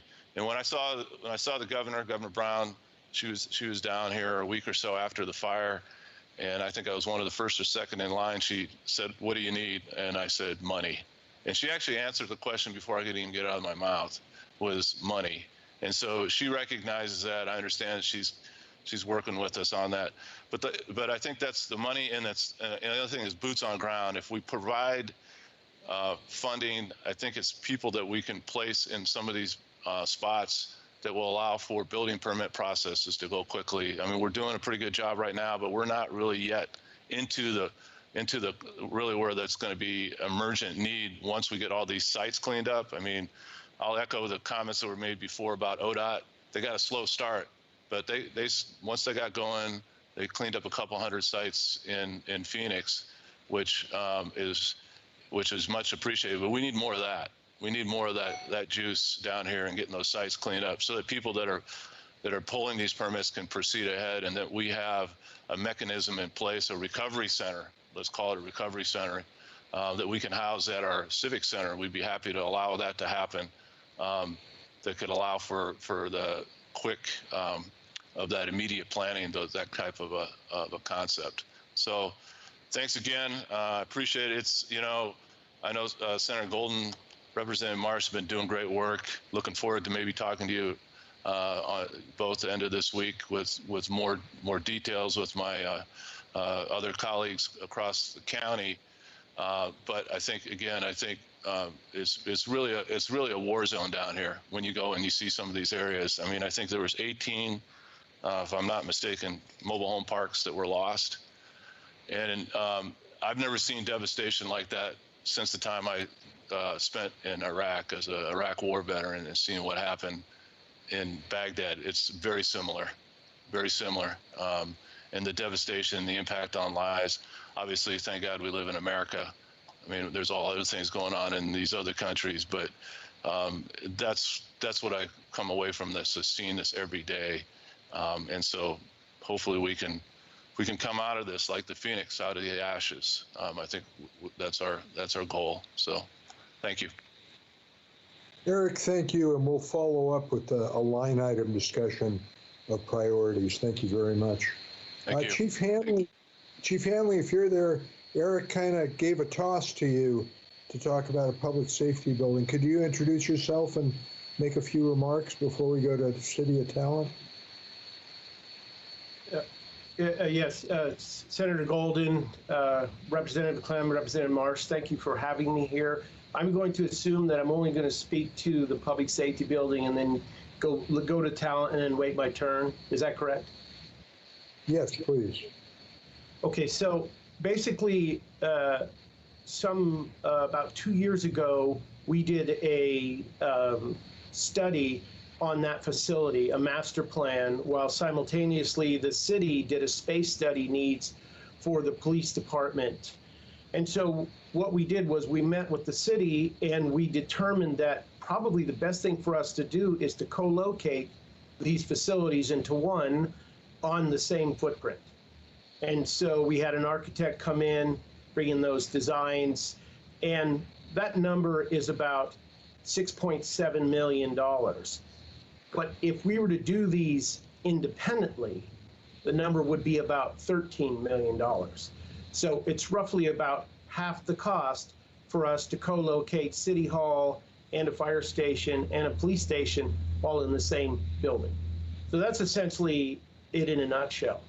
The crew quarters, because essentially the old fire station is almost uninhabitable, it's 50 years old, it's not seismically sound. So we were living in a used trailer next to the old fire station, similar conditions to what the police is living in. So the idea that we would just rebuild something like that, that is that vulnerable, and move our folks back into it, it's just not realistic or reasonable. It's not the right thing to do. It's not the best use of public funds. So essentially, that's what the plan that was proposed. That's what we had been discussing over several years up until the Alameda fire. And so that's what leads us to looking for combining FEMA funds with other sources like Business Oregon seismic grants and USDA funding, and essentially cobbling that together with a refinance of the community center in Phoenix, and trying to see if we can't do something that's going to be a 50-year building that's mutually beneficial to the community and to the allied agencies. I think that's it in a nutshell. Well, thank you, Chief. We have a big roster from the City of Talent who we're going to ask you folks to consolidate a little bit so we can get also to Josephine County and to the other fires. But I'd like to toss it to Representative Pam Marsh to introduce the folks here representing Talent. Thank you, Senator Golden. And I am now struggling to find a piece of paper that tells me everyone who managed to show up from Talent. Maybe I'll go over here to participants. I know that there is a good crew. Could you introduce the mayor and then she can introduce her counselors? I'd be delighted to do that. Mayor Darby Ayers Flood spoke to us, introducing her community at our first public hearing a week ago tonight. And at that point, I think we heard a very heartfelt and emotional statement from her about the importance to the community of having everyone who's been displaced have an opportunity to return, which I think has been a goal for the City of Talent from the very, very first day after the fire. So I am so glad that Mayor Ayers Flood is back today, and she's accompanied today by a number of the members of her council, all of whom have been deeply involved in this, again, from the very first moment. So Mayor Ayers Flood, thank you for being here. Thank you, Representative Pam Marsh. We can't thank you enough for the incredible effort that you're making, and just how much attention you've given to talent. We're so grateful. And also thank you, Chair Clem and Chair Golden and committee members for giving us an opportunity to share the experiences that we're having down here in rural Talent. And you know what, I just want to start by saying that a third of our little city burned to the ground, a third. We lost 700 homes, 60 businesses, and displaced as many as 2,000 of our neighbors, our families, and our friends. And in particular, it burned out our senior neighborhoods and our Latinx communities. It, with almost precision, it changed the makeup of our city in one day. We lost most of our mobile home parks, which represents the largest of our largest population of our vulnerable communities. It was an extraordinary thing, the way this fire targeted our low-income and affordable housing.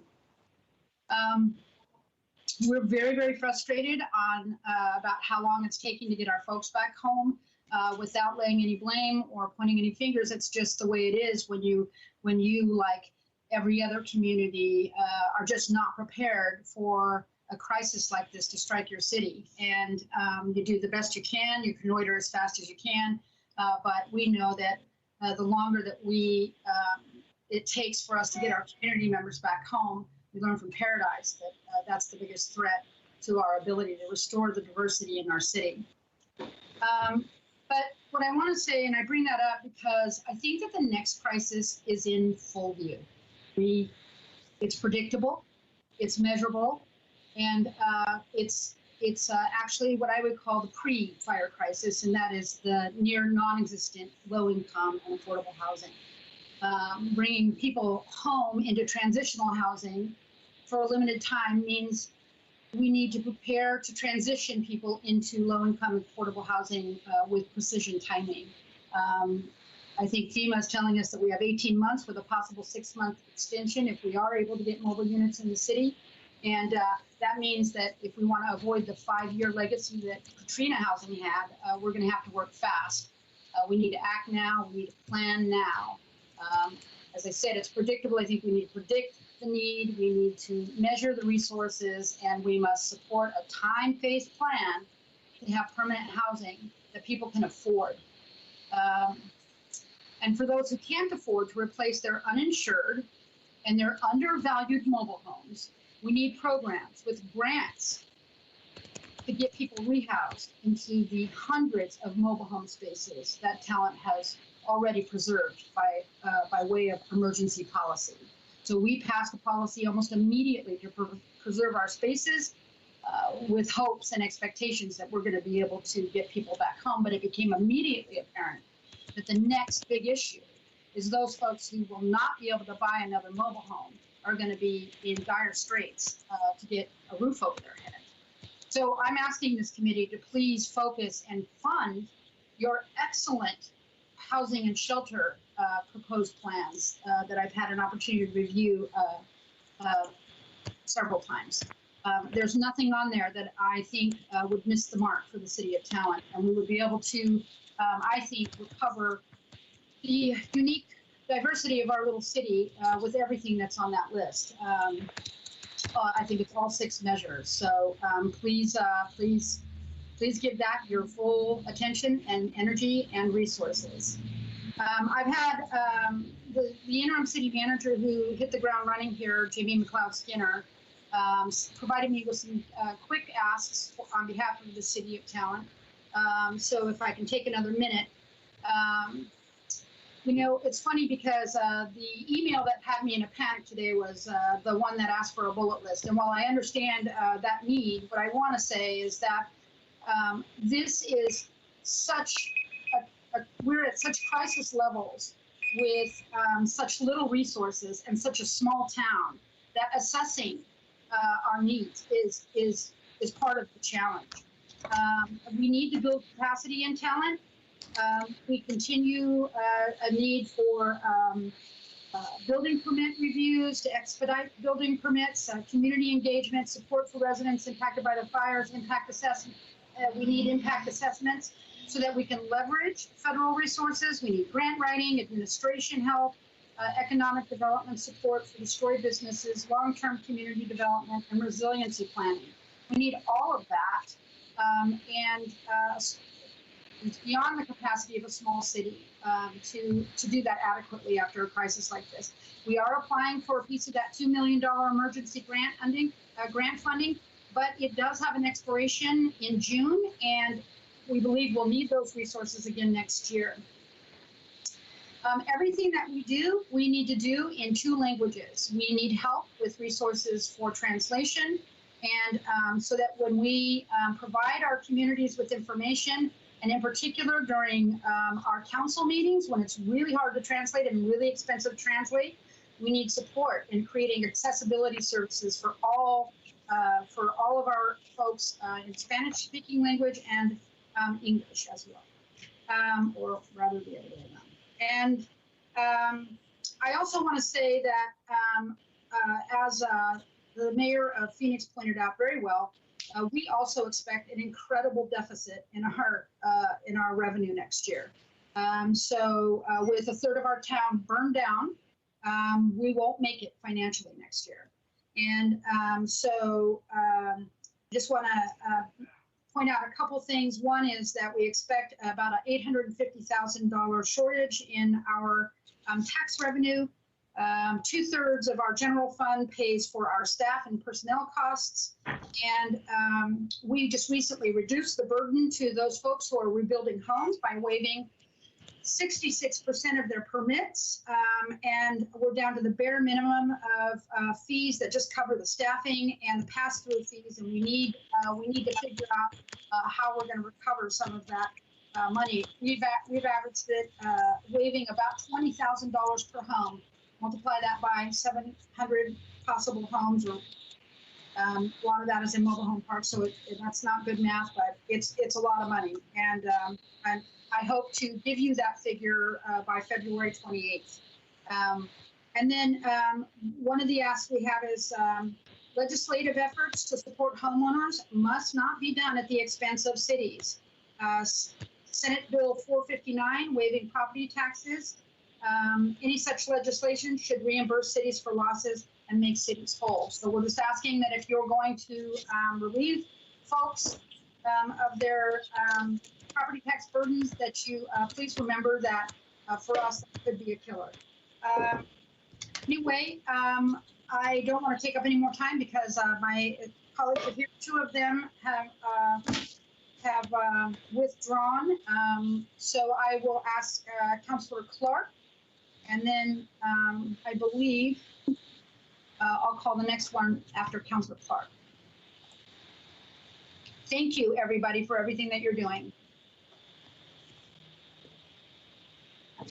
Can you hear me? We got you. Great. Thank you, Chair Clem and Representative Marsh and Senator Golden and other members of the committee for holding these meetings. I was also deeply touched by the moving testimony from our community members last week, and I'm glad that those folks are being heard by the representatives in Salem. Just want to, I do want to quickly echo what the mayor have said, namely that now more than ever, we have to take serious progress on affordable housing immediately and devise ways to fill the gap between what displaced people can afford and what will get them reestablished in the community.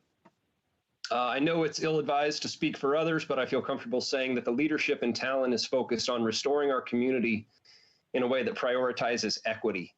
And this situation requires us to prioritize and simultaneously to think about the immediate, near-term, and long-term all at once. And I want to use my time to illuminate the link between equity and environment and how that needs to inform Talon's rebuilding. We all know by now that from the global scale to the local scale, our well-being is tied to the health of our environment. But we have a very specific and tangible example of that in the Bear Creek Greenway. We already knew that blackberries were highly flammable, but I don't think we have ever seen a clear demonstration of the extent to which they are a serious public health hazard. They were the fuse that functioned as both a source and a volatile receiver of burning embers, which contributed dramatically to the speed at which the fire spread. We must restore the Greenway with native vegetation, which is much less flammable. We can't allow it to go back to how it was, and that's going to take a significant investment and a long-term commitment. It would not be equitable to rebuild our Greenway adjacent residential areas and then expose our people to the same hazard that burned down their homes on September 8th. What will be equitable is restoring our Greenway such that it is safer from wildfire, but also more ecologically healthy and beautiful, which has innumerable benefits to the community, especially those who live near the creek and who lost their homes. So whether it's Soil and Water Conservation District or the cooperative weed management areas, which are funded in part through OWEB, or the Oregon Department of Agriculture invasive species control programs, these all need to be adequately funded. And if those efforts were better funded, we could get ahead and be proactive rather than constantly being behind the curve. And the cost of controlling these invasive species only gets worse over time, so it's best to act now. Secondly, I want to touch on equity and energy conservation. Many people want to take the opportunity to rebuild in a way that is more energy efficient and makes better use of passive solar and is ready for active solar as well. But we really have to be proactive, because while making wise investments for conservation pays off in the long run, it still requires investment in the immediate term. And we know that lower income communities generally pay more for heating and cooling per square foot than middle and higher income communities. They're less likely to be able to pay more for the higher efficiency appliances, and thus aren't able to reap the benefits of that savings down the road. And further, they often rent their homes and have no interest in investing in the home's long-term efficiency. To reduce our emissions to adequately confront climate change, we will have to wean ourselves off of fossil fuels, and that includes natural gas. And many are questioning whether we should be rebuilding gas infrastructure at all. These conversations about energy justice and equitable building electrification are about designing strategies to help our communities participate in the transition to cleaner energy sources in a way that allows them to afford the necessary investments and short-term costs, and to benefit from the long-term savings that higher efficiency yields over time. And if we don't take measures to address this, we could see lower income people continuing to suffer higher costs, including being tied to natural gas as an energy source, which will increase in costs over time as it is phased out in favor of electric. And so it's going to be critical that we incorporate energy efficiency planning measures into our affordable housing stock. So I just want to encourage you to support bills such as HB 2475 that will help make energy more affordable, especially those struggling in the wake of the fire. And I also hope that you will take action that will make it easy for people to rebuild in a way that is more adaptive, energy efficient, and resilient to wildfire. I'm aware of the many great programs already available through Energy Trust of Oregon, but we have to go further. We're excited to work with Energy Trust and other state agencies to make these ideas a reality. And we also need to be thinking about energy resiliency, especially in light of recent events in Texas. We lost power here for about a week in the wake of the fire, which really impacted our ability to respond effectively and disproportionately impacted lower income families and people with disabilities, including those whose homes did not burn. And so we need to be thinking about microgrids and renewable energy with battery storage so that we're better prepared for the next disaster when it comes. Thank you for considering these comments. Thank you, Councilor Clark. I just want to say that my colleagues have agreed to shorten their comments. They won't be, they're going to try not to double up on anything that's already been said. The lion's share of what we wanted to say has been said. So with that, I'd like to introduce Councilor Volkart.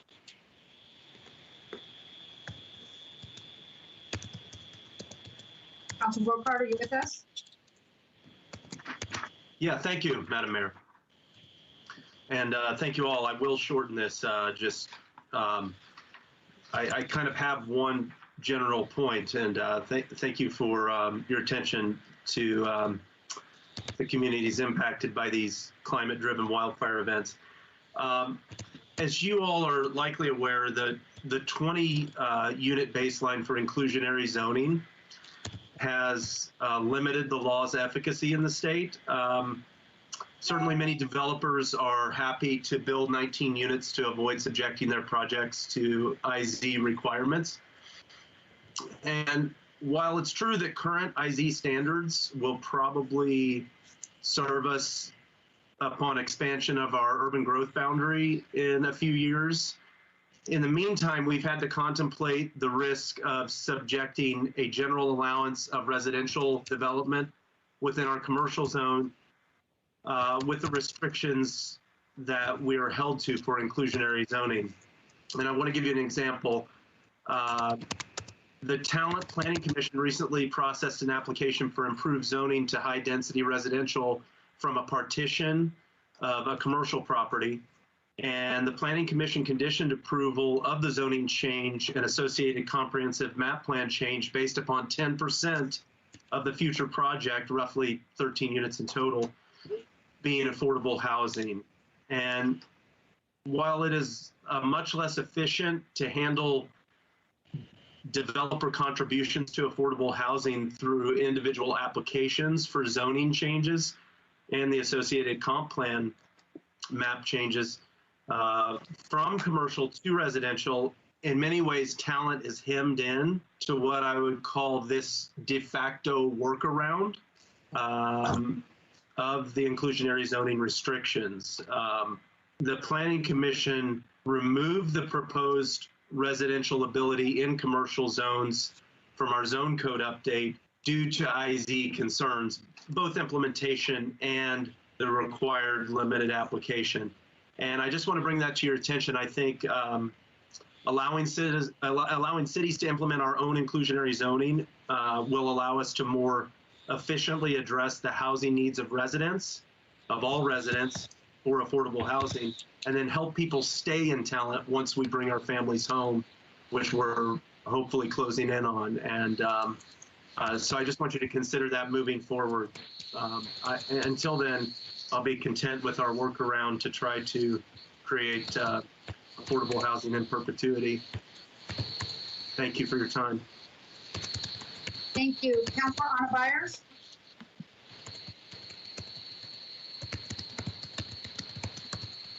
Hello. Yes, thank you. I'm Anna Byers, City Councilor for City of Talent, and as a peer here and expanding on a couple points that our Mayor Iris-Flood made, I want to stress first and foremost that we still have so many displaced people, displaced families, and many of them will soon be losing their access to emergency housing in the coming months if they had access to emergency housing in the first place, which many of them didn't. We have a large Latinx community here in Talent, and a number of those families were not eligible for support through FEMA and through other agencies that were providing immediate rehoming and accommodations of various sorts.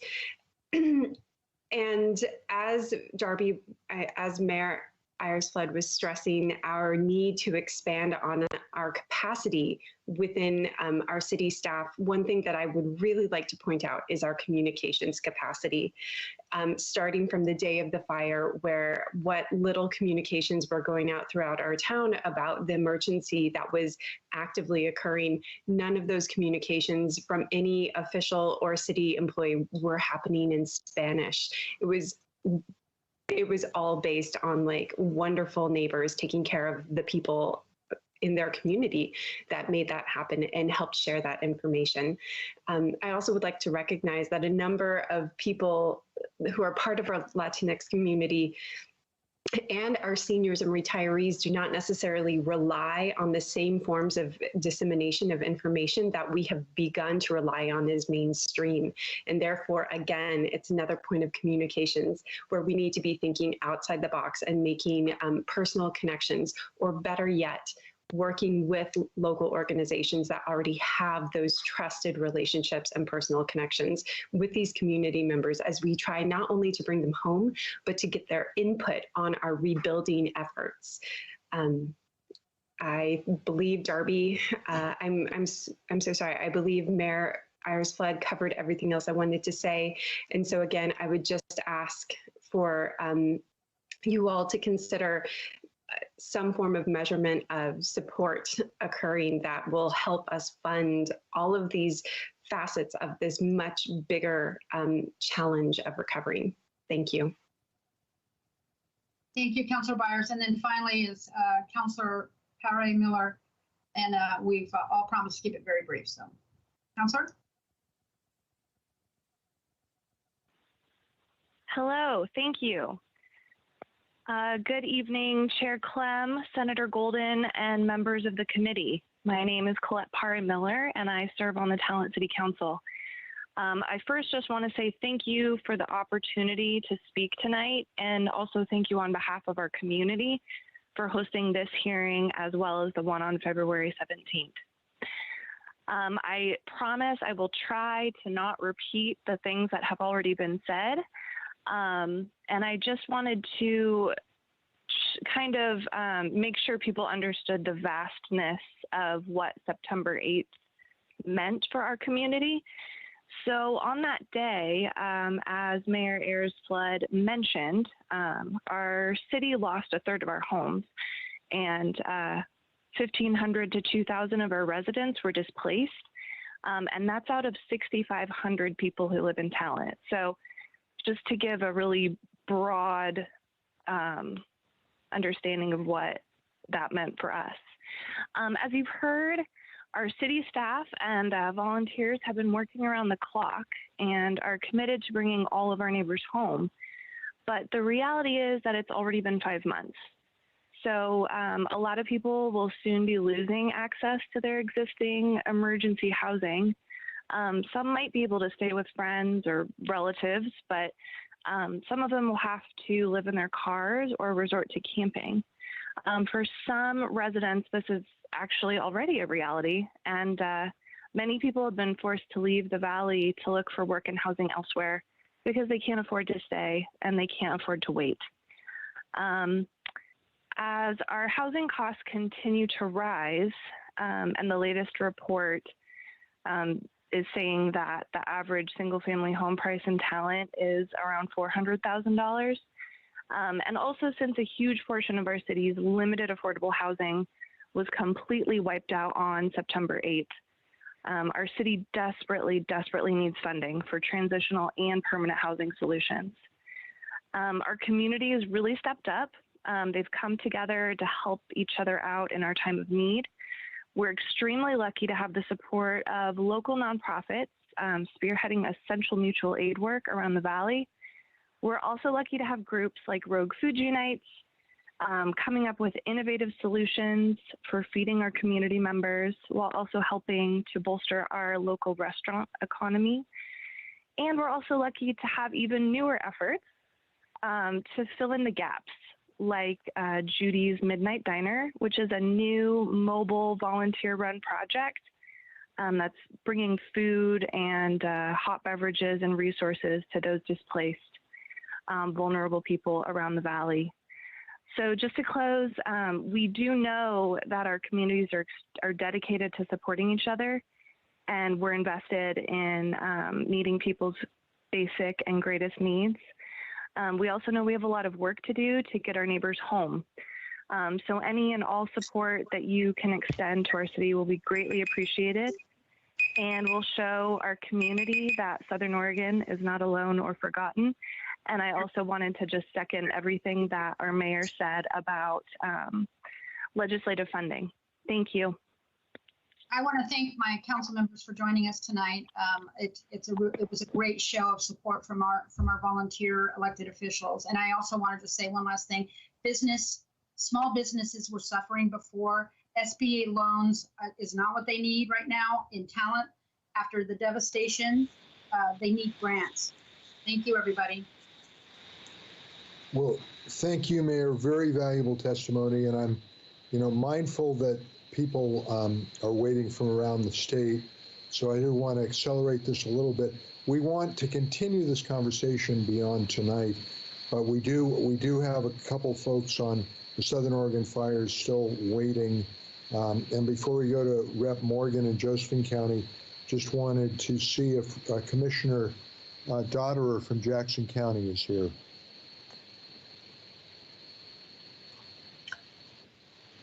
Yes, I am. Please, if you'd introduce yourself for the record and offer your comments. Yes, thank you. Thank you, Chair Clem and Chair Golden and members of the committee. Thank you for the opportunity to testify and all. My name is Dave Dotterer, and I am a county commissioner for Jackson County.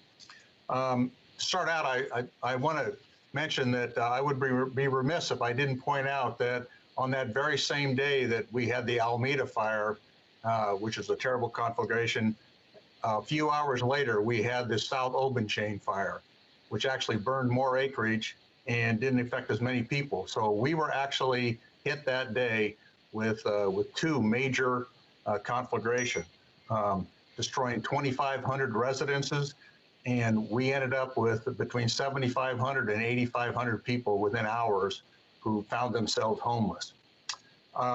and there's been many successes as we've moved forward, and we've gotten some really great support from the state. I want to start out with that point. There's been some really wonderful things that have been done.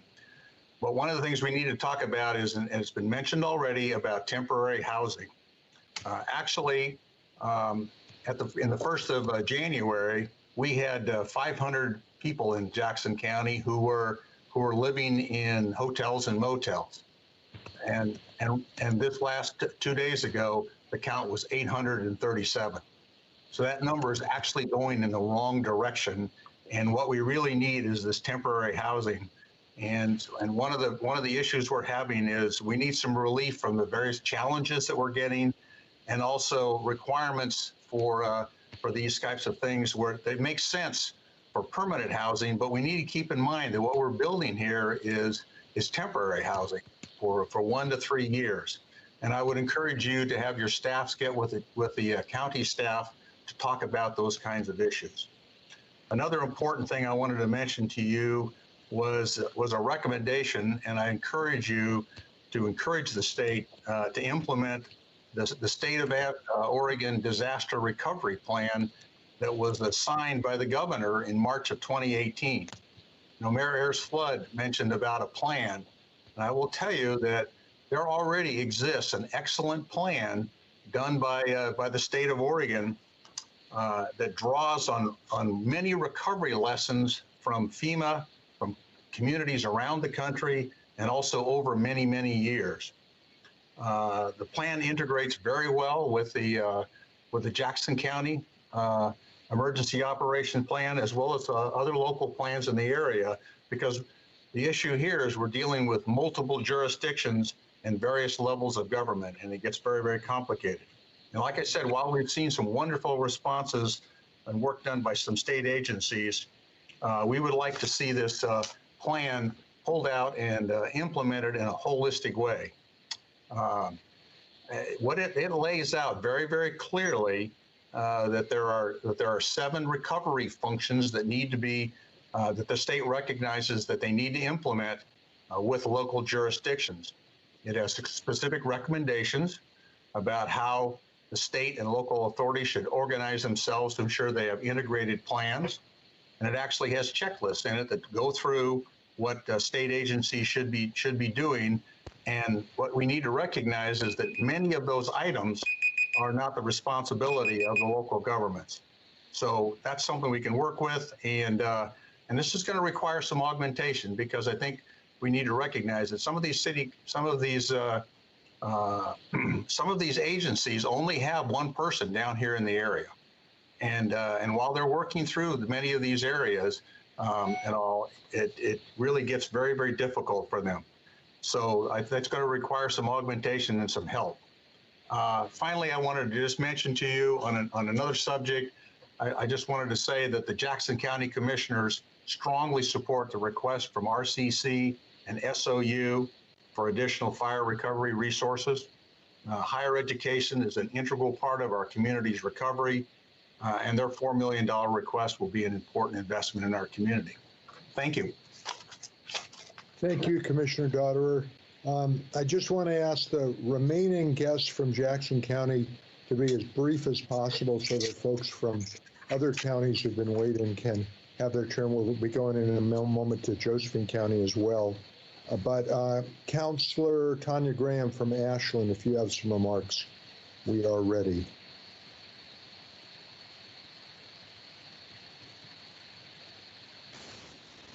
Councillor Graham, do you hear us as you're talking? Yeah. Yes, there I am. Right, great. Good evening, Chair Clem, Chair Golden, and committee members. I'm Tanya Graham, and I serve as a city councilor in Ashland and as council liaison to our Wildfire Safety Commission. Thank you for this opportunity. While the Alameda fire only damaged 2 homes within our city limits, our larger Ashland community lost over 100 homes in the Bear Creek Mobile Home Park and in outlying areas. While those homes were technically on county land, the families who lived in them are valued and loved members of the Ashland community. Our communities along Bear Creek, as some of you know, are integrated in many ways, particularly as it relates to the economy. People who are employed or attend university in Ashland often live in Talent Phoenix, and so recovery efforts that have social social and economic implications throughout Southern Oregon are particularly important as we look at this larger whole. I also wanted to mention that rental costs have skyrocketed, making it even more difficult to help people get housing. It was a tight market before we started with this problem. Ashland stands in solidarity with our neighbors and friends in Talent and Phoenix as they work to rebuild and are trying to do as much as we can to be good neighbors. As we recover from these fires, and we know that difficult budget decisions need to be made, it's critical that our investments address both the immediate social, economic, and ecological needs of our communities while also building that resilience against future climate change disruptions. And so I offer the following for your consideration. It's critical that social equity remains central as this work moves from planning to on-the-ground action, and when those on-site decisions are made, sometimes it gets lost in that translation. So I want to put an extra emphasis on that. Also, the report is very well done, but it doesn't address the reality that the climate crisis is driving this wildfire threat, and that communities across the state must have the resources to understand and respond to increasing risk that comes from not only wildfire, but other climate-driven natural disasters. The report mentions that Oregon may have $250 million available to reduce future wildfire hazards. One option that we asked that be considered is to help communities develop programs that provide technical assistance and low or no interest revolving loan funds to help homeowners and landowners reduce fire risk around their homes and properties, and that grants should be made available to help low-income property owners do the same. The report appropriately identifies the need to create a qualified, broad-based workforce and a diverse pool of contractors to do the work of rebuilding. And so I also support Commissioner Dotterer's support for the request from OSF or SOU and RCC for additional funding support. We know their students are suffering. They were already stressed and having problems because of COVID and online learning, and the fire has just made that even worse. And then as we recover from this and future natural disasters, it's important that we take a fully holistic approach by integrating ecological resilience along with social and economic recovery needs. And to that end, I support Councillor Clark's comments regarding the need for restoration and blackberry removal along Bear Creek.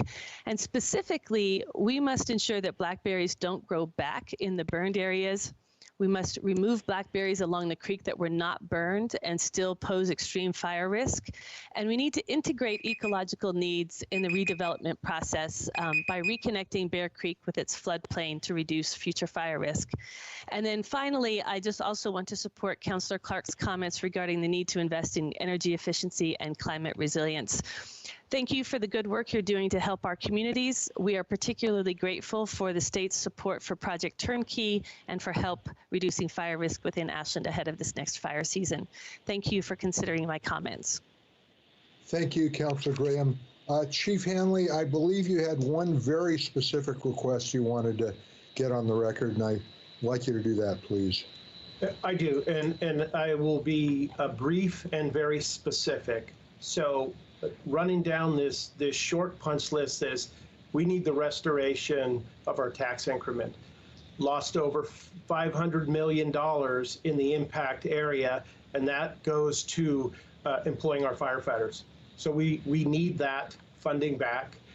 If we are directed towards bridge loans with a balloon payment, that just means that down the road we have to pay that back.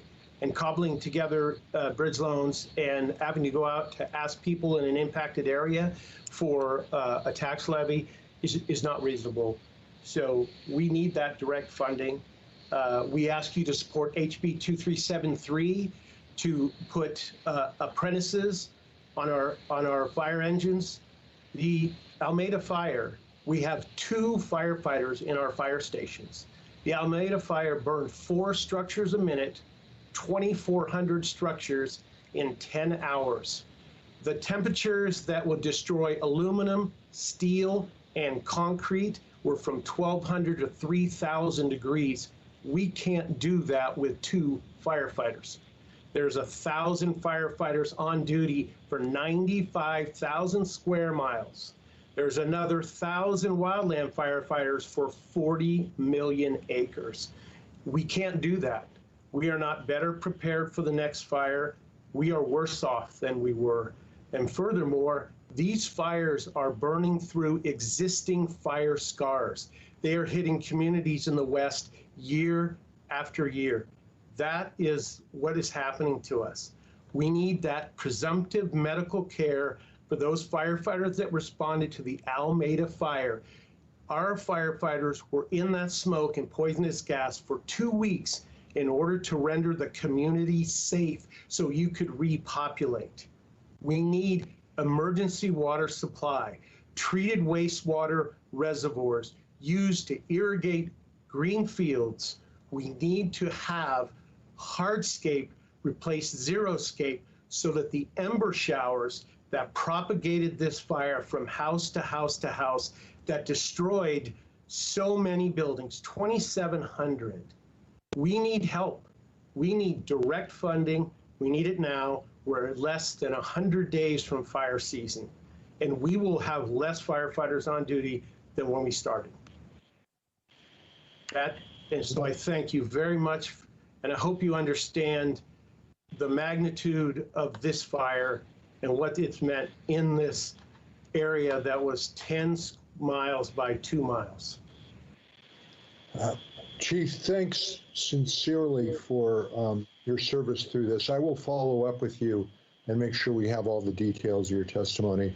I'm just noticing you're getting big nods from professional firefighter Representative Graber throughout all this. She definitely knows firsthand what you're talking about. Finally, from Jackson County, if Ben Clayman is here from the Medford Water Commission, we have just a minute or two if you could summarize. Hi, thank you. Sure, appreciate the opportunity to be with you, Senator and Chair Clem. What I thought I would do, you've heard from the communities of Phoenix and Talent, but not to their water supply. So I'm with the Medford Water Commission. We do supply all the municipal water for the cities of Talent, Phoenix, Medford, as well as 140,000 members of the community here in the Valley. So we did have risks from both the Obenchain fire and the Alameda fire that I just wanted to highlight. Some of these are immediate risks, and others will potentially come to light in the season ahead. So from the Obenchain fire, there's risk to our watershed, and these are very similar to some of the other water providers. We're watching out for harmful algal blooms and different nutrients now, so the treatment plants will have a little bit of extra preparation to do this year to be ready.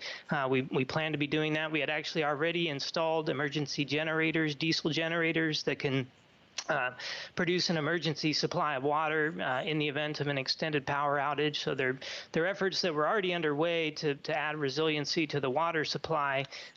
These fires certainly put a challenge on those. The other specific risk I'd like to mention is just from the Alameda fire that burned through the water distribution system. That does have the potential to lead to contamination of the water piping.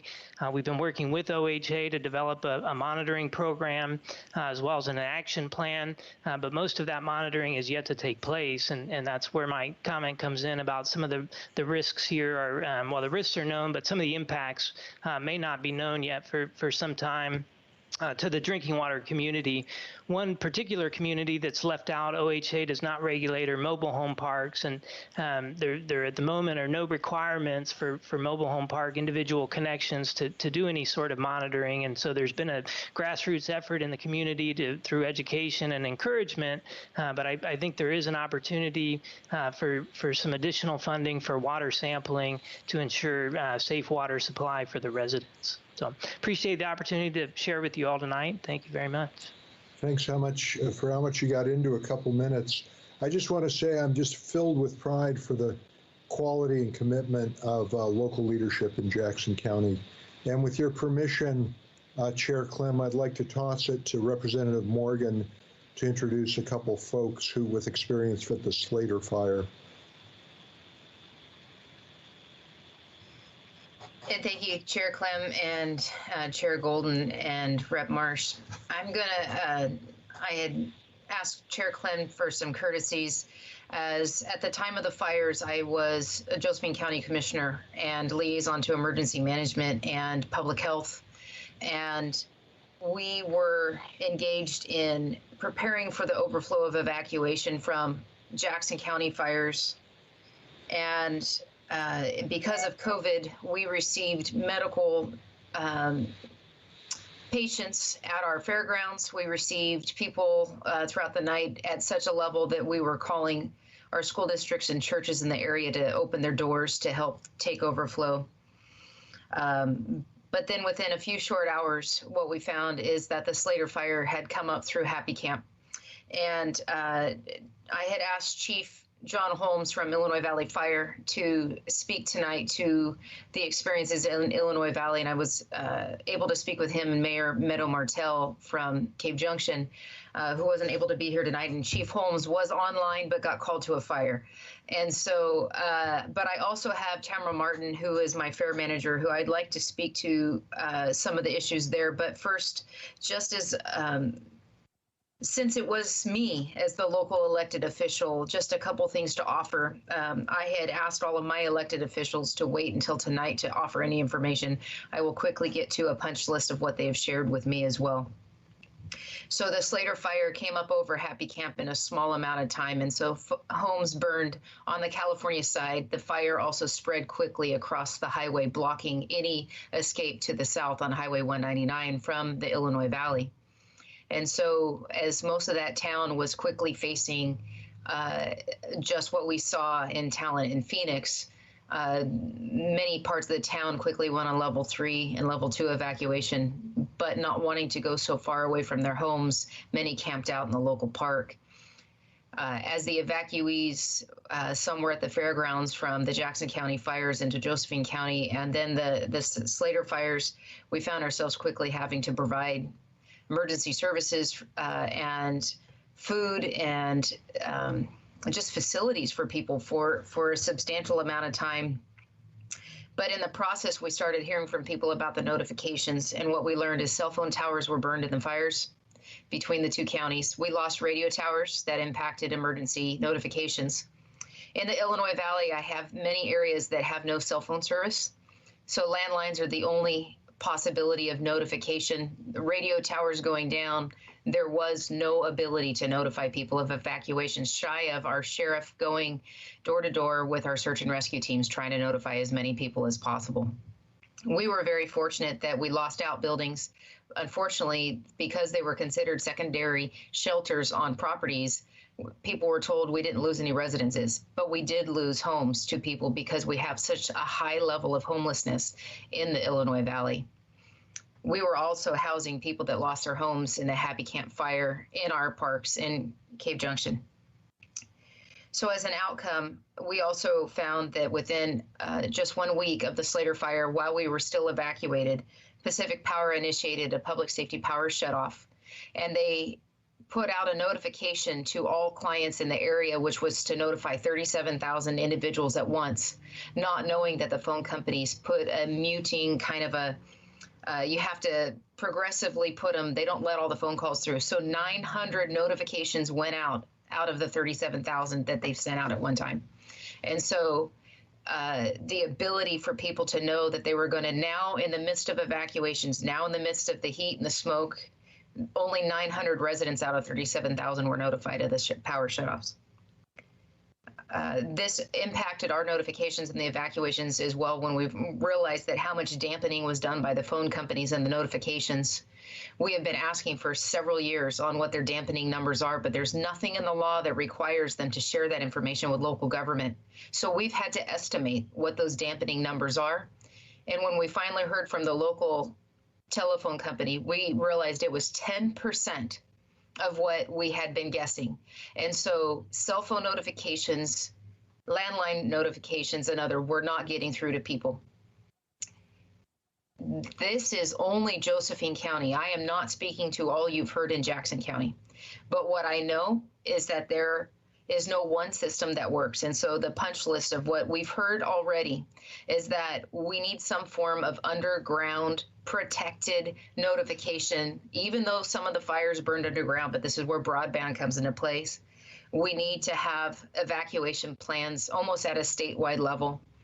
When Jackson County's evacuation location was then subsequently threatened by fire, Josephine County had to activate. And this is after all of our firefighters were on mutual aid in Jackson County fighting those fires all day long. They literally left Jackson County, Alameda, and Oberton fires to come back and fight the Slater fire. And there was no break and there was no help coming. And I can only commend those firefighters and chiefs from the Rogue Valley Fire Chiefs Association. And I also want to acknowledge Rural Metro Fire. That is a private fire in our county. The men and women of those agencies went above and beyond, literally working around the clock for days without breaks, and tirelessly gave up, just sacrificed. And I also need to just bring to mention the U.S. Forest Service. They were literally called every local employee they had, and they were going on the structural fire trucks to protect homes. You've never seen anything like that in Oregon, where you had your federal agencies fighting alongside, not just protecting the forest, they were protecting the homes. And it was incredible, the partnership that happened with our local Forest Service. There has been some efforts because of our 4 summers in a row of fires. But we need evacuation plans, and we need notification options and notification plans. I would be remiss if I did not bring up Southern Oregon University and Rogue Community College. As Josephine County represents 5 of the top 6 poorest communities in Oregon, Rogue Community College is that branch for economically getting out of some of those conditions. They started in Josephine County, even though Rogue Community College covers Josephine and Jackson counties now. But the fire impact is estimated to cost 90 full-time equivalent jobs at Rogue Community College. And at Southern Oregon University, they're looking at approximately 42 employees being laid off because of the impacts of lower enrollment, because of people having to move and not have homes because of the fires. There is an ask for taking into consideration the impacts of the fires on these 2 institutions in our community as well. I know there's something to make whole the K through 12, but we cannot neglect our community college and our university that provides so much opportunity in our community to overcome poverty. So I'm going to pass it off to Tamara Martin, who is the manager at the Josephine County Fairgrounds, because nothing can describe what she and her family personally did and what Josephine County had to provide as assistance in these fires. And I think it's important to see them as a piece of the puzzle of sorts. So Tamara Martin, thank you. Thank you. Thank you, Chair Clem and Chair Golden. I appreciate the opportunity to speak, as well as all the members of the committee. My name is Tamara Martin, and I am the Josephine County Fairgrounds Director. And I'm just thrilled to be here. And I just want to thank you for taking the time to really review such an impactful issue for our state and our community as well. As I've been listening to everyone speak tonight, there's one thing that I know that came throughout the state, and that's the role that the fairgrounds played in each community. The fairgrounds steps up in a way that not only provides assistance for people as a place to go, but when everything is failing and people don't know where to turn, they naturally go to their local and nearest county fairgrounds. They expect shelter, they expect information, they expect resources. And that's something that every community has in common linked through this fire, not only the fire evacuations, but other emergency services as well. Our fairgrounds help assist our community as well as Jackson County and our neighboring communities through livestock evacuations, people, pets, displaced RV and camping, community resources, and donation center coordination. We have 3 full-time employees and 2 part-time maintenance staff. There are 5 of us that work our fairgrounds. And like other fairgrounds, we are self-sufficient and self-funded department within our county. And so our resources are very limited.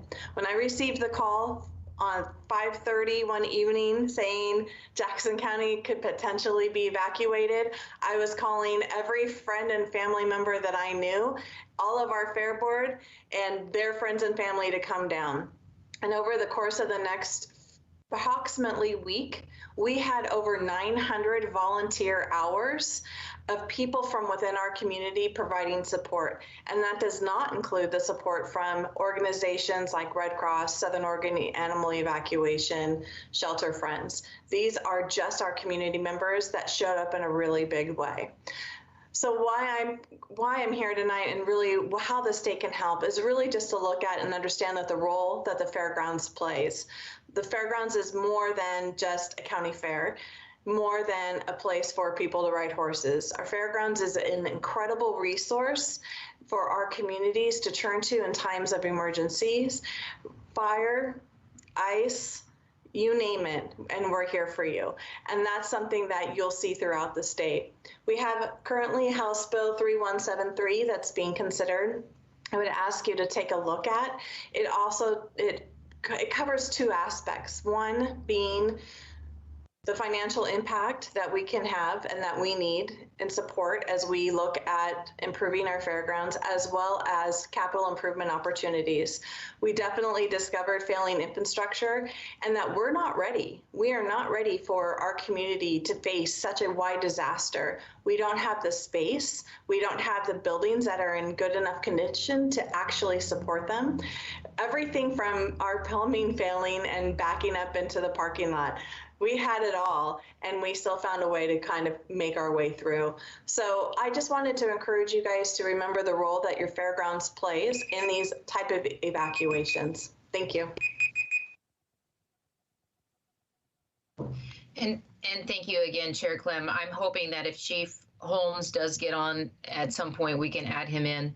I was also sent a letter from Chief Johnson, who is our Fire Defense Board Chief, who talked about needing an investment in sustainable design and build of a robust and interoperable communication infrastructure to assist in the impacts of the devastating fires. I will submit that letter to the committee members and that, so not to take the time to read that tonight. But I just want to thank you for your time and realize the impacts extended beyond just the damage of the homes, and thank you all. Thank you, Representative. Rep. Clem, I'd like to express my gratitude for the breadth of the space for Southern Oregon leaders to express the challenges and some of their proposed solutions in the hearing tonight. Thank you for that. It's numerically, it's just obvious. Until I think I drive down there and see it, I still can't quite get my head around it. But hearing some of the numbers still just remind me what a devastation it was to the district, the psyche of that whole valley. For us in Salem, we had bad fires, but unless you've driven up the canyon, you can kind of forget that it happened. And so that's why, I know that's not the case. People from Ashland to Medford going up 99, you can't forget it happened.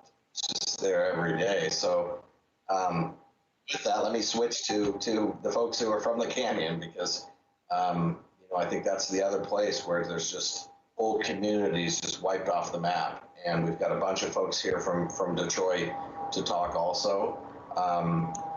So let's see, where is my others? Rep. Kate. Rep. Kate, do you want to reintroduce us from the other night to Kevin Cameron? But also we've got Rep. Colm Willis, and then Representative Post is going to introduce Commissioner Bethel. But do you want to lead us off, because it's your district at front of it? Thank you, Chair Clem. Yes, I would be happy to introduce some of the members we have speaking on behalf of the Santiam Canyon. I'm not sure who's going first, but yes, Kevin Cameron, who is bringing to himself great. On behalf of Detroit, who, yes, he is one of our Marion County commissioners, but also a resident in Detroit, and so knows firsthand the devastation in that community, and has been instrumental in helping that community navigate through so much destruction, so much personal tragedy, and just this overwhelming sense of loss. So I appreciate his efforts, both as a commissioner and as a resident for Detroit. Thank you for being here, Commissioner Cameron. Thank you, Representative. Chairs Golden and Chairs Clem, thank you so much. And as I said on Monday night, I want to say thank you to Senate President Courtney and Speaker Kotek for setting up these committees that are so important for our residents that have suffered huge losses during this time. And as you heard on Monday night, our residents are struggling and are overwhelmed and need as much help as we can give them right now. I'm going to yield my time tonight to my two fellow commissioners. They're going to discuss two areas, the Sanitation Wildfire Canyon Recovery Program that we've been working on and support of legislative bills. So I just want to say thank you, and then I will conclude their testimony when they're done. And so what I'd like to do is introduce Commissioner Danielle Bethel, who joined the commission this year. She's a wonderful asset. We love her. Just really has done a great thing in the canyon and continues to communicate extremely well and is working on our communications up there. So Chair Clem, if you will allow me, I will say hi to Commissioner Bethel and allow her to testify. I will, but I met Commissioner Bethel going door to door, and I feel like the best thing I could do for her is let Representative Post give a little color commentary just to see what we can add before we let her talk. Spoken from a radio show guy, color commentary. All right. Chair Clem was on the radio? Oh. Yeah, you used to talk about me on your show a lot. Yes, I did, and it wasn't good. Chair Clem, I want to tell our members of the committee and the public that are watching, this is a big deal for Kaiser Strong with the Valley and our connection to the canyon. Commissioner Bethel, people in Kaiser know what the county is now finding out, that she is our mama bear. And watch out. The county has no idea what they're in store for with Danielle Bethel. 2 months before she was even elected commissioner, she single-handedly built a city at the state fairgrounds. Now she'll say other people were there, but I didn't see them. I only saw her. So with that, I want to introduce Kaiser's own Commissioner Danielle Bethel. Thank you, Representative Post, Representative Clem. Just before I jump into this, I want to say when he says when we went door to door, what he should have said is he was on rollerblades and I was chasing behind him trying to keep up because Representative Clem liked to rollerblade then. I don't know that he does that so much now, but I was proud to support him in his very original candidacy for state rep. So anyway, Senator Golden, Representative Clem, and members of the committee, I could not be more proud than to be here today to talk about the things that Marion County is doing for our own. I have been boots on the ground since literally the day the fire began up in the canyon, watching the way our first responders engaged, the way our logging companies engaged, the way contractors engaged, and then followed this process down to the valley floor, as Representative Clem said, basically spearheading an evacuation site for animals, for the humans that we care so much about. But in order to be able to really show what our neighbors mean to us, we need to show up for them. And so today I'm here to ask you to help me do just that. We have been working daily, hourly, almost minute by minute since these fires hit the canyon. And I don't just mean with Gates, and I don't just mean with Detroit. North Fork Road was devastated. If you have not had a chance to drive up there, I urge you to do so. I asked Sheriff Cass to take me up there again today so I could just reiterate through the emotion of that visual for you through me today that aside from the fact that tragic lives were lost up the North Fork, there are homes that were never once seen before through timber that now all you see is devastated piles of rubble. And these piles of rubble have not seen any attention because the process has been a snail pace. And I understand the levels of government and all of the things that have to occur in order for boxes to be checked and ducks to be lined up. But we really need for you to help us show up. And in order to do that, I'm asking for you all to consider supporting a few things. The first thing is a state funding request for our Santiam Canyon Fire Recovery Program. The Emergency Board funding through Municipal Wildfire Assistance Grant funding request of $300,800 to provide direct, immediate support to our canyon cities will do a few things. It'll provide 2 part-time city managers, 1 for Detroit and 1 for Gates, to assist with a variety of city administrative functions that have become extraordinary. And I mean extraordinary as a result of the fires that impacted on the city governments.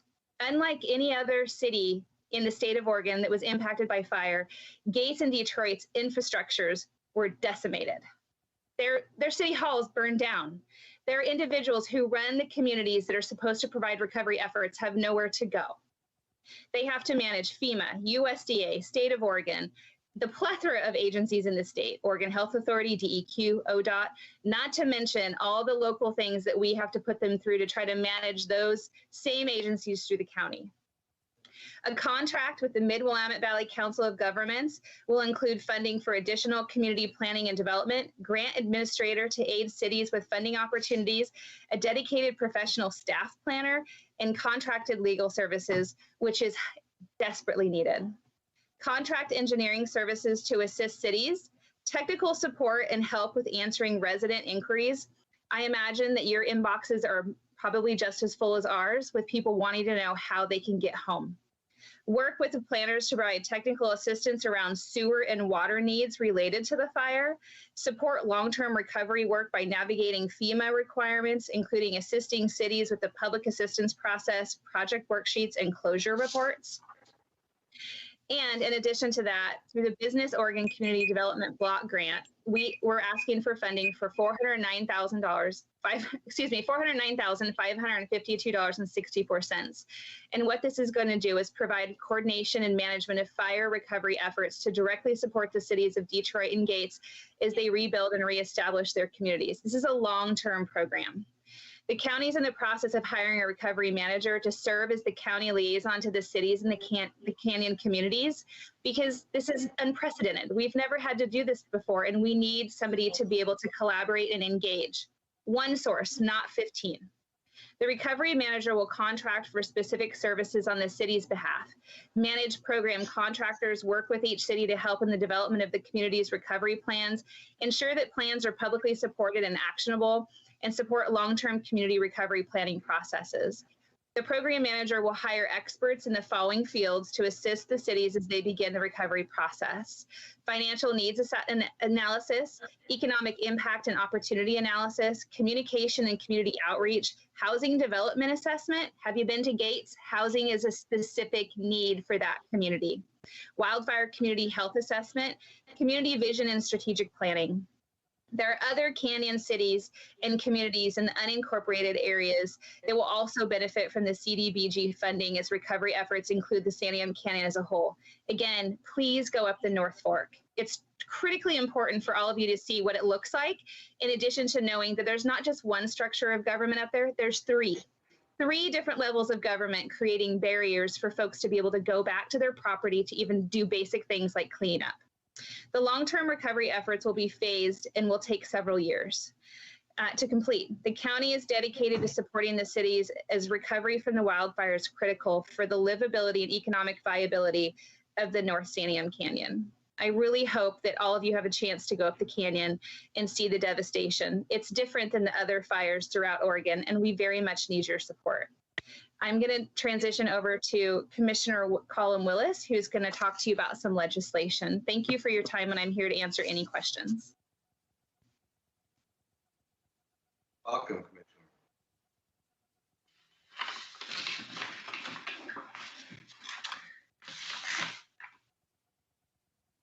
Thank you, Commissioner Bethel. Chair Clem, may I proceed? Yeah, please, Commissioner, go ahead. So I live in Staten with my family, and I remember the early morning of the fire when we evacuated my family and jumped in the deputy's car and started going door to door to try to help evacuate people. And one of the things that just struck me then, and it struck me all the way through this process, is how many folks living in our community were helping their neighbors, were fighting the fires themselves, were evacuating their neighbors, were knocking on doors. They weren't waiting for the government to help them. They were going out of their way to help their neighbors and friends themselves. And it's what makes our community so wonderful. And it's what we've seen in the recovery process as well. Our community really has pulled together to recover from these fires. So I'm just going to ask for a few basic infrastructure things and a few pieces of common sense legislation just to remove some of the barriers that our community is facing right now. And the first one, Chair Clem, and I'm sure you know about it, and I hope that members of your committee know about it as well, is the North Santiam Canyon doesn't really have a good sewer system. Most of it's on septic, and it's really provided a barrier for folks to rebuild, and it's provided a barrier for us to develop that community. And that community, I guess it's a string of communities, but we really think of the canyon as one bigger community, has suffered from this lack of infrastructure for many, many years. We're hoping that right now we have an opportunity to start fixing this. In May of 2020, the cities of Detroit, Gates, Idana, and Mill City signed an intergovernmental agreement. They formed a regional organization called the North Santiam Sewer Authority.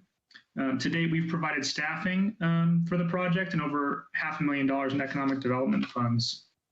One of the things we're running into as people try to rebuild is a lot of these homes are really old and their septic systems are sort of awkward. They're either on weird pieces of property, they're in weird locations, and it's creating barriers for folks to be able to rebuild.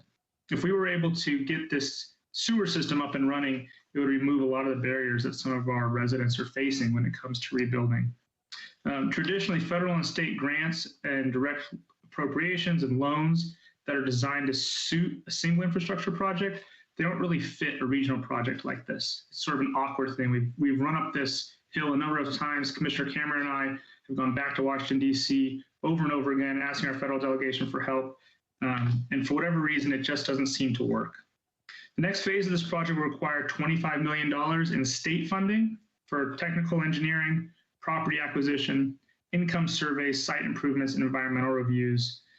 So that's what we're asking. And that request was submitted on February 11th to the Ways and Means Committee on Capital Construction. So I'm asking for your support for that request.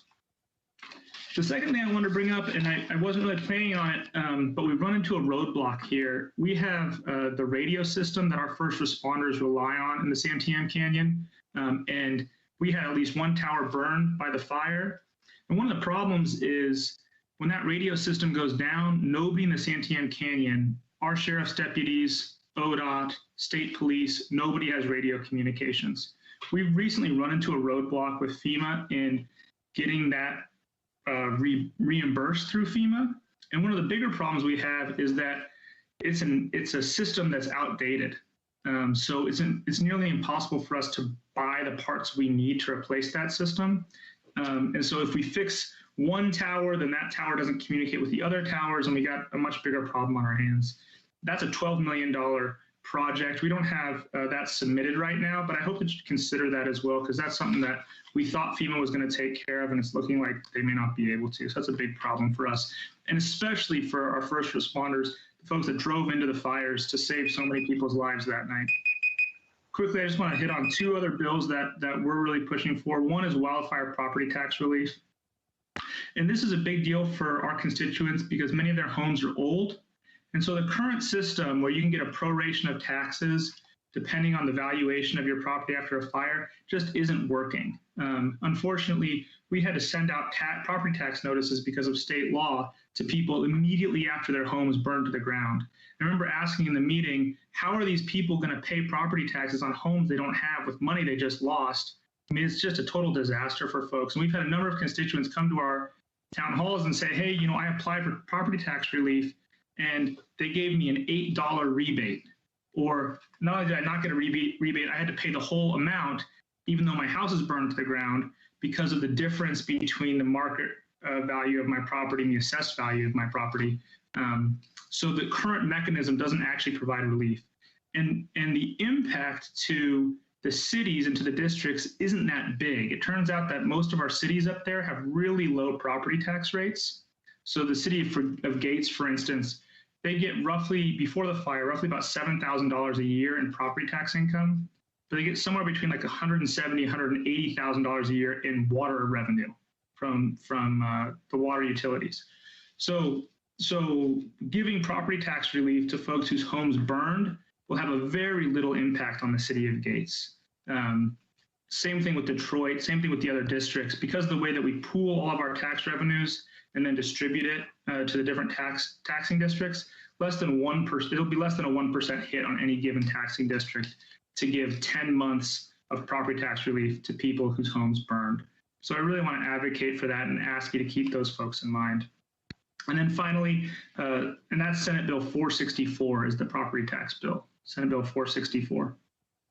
And then finally, Senate Bill 465 is a land use bill for non-conforming use. And this is just very simple. There are a number of homes that were built before our current land use laws, and rebuilding them could be difficult depending on how long it's going to take. Some zones, residences are not permitted outright, and the law requires replacement of non-resource use to commence within 1 year of destruction. As so many people have talked about already, given the time it's taken FEMA and the state to clean up the properties, my understanding is none of the properties have been cleaned yet. It's going to be really hard for folks to rebuild within a year. So this bill would allow a longer timeline for folks to rebuild. I believe it's about 5 years and for people that have non-conforming uses. And I think that's all I have. Those are my asks for your committee tonight. Chair Clem. I don't know if it's my bad. Everybody else's. I am getting all blurry all of a sudden. I do have, can you hear me okay? That's the first question. Chair Clem, we can hear you somewhat. I think your microphone might have fallen away again. It sounds like when it had fallen before.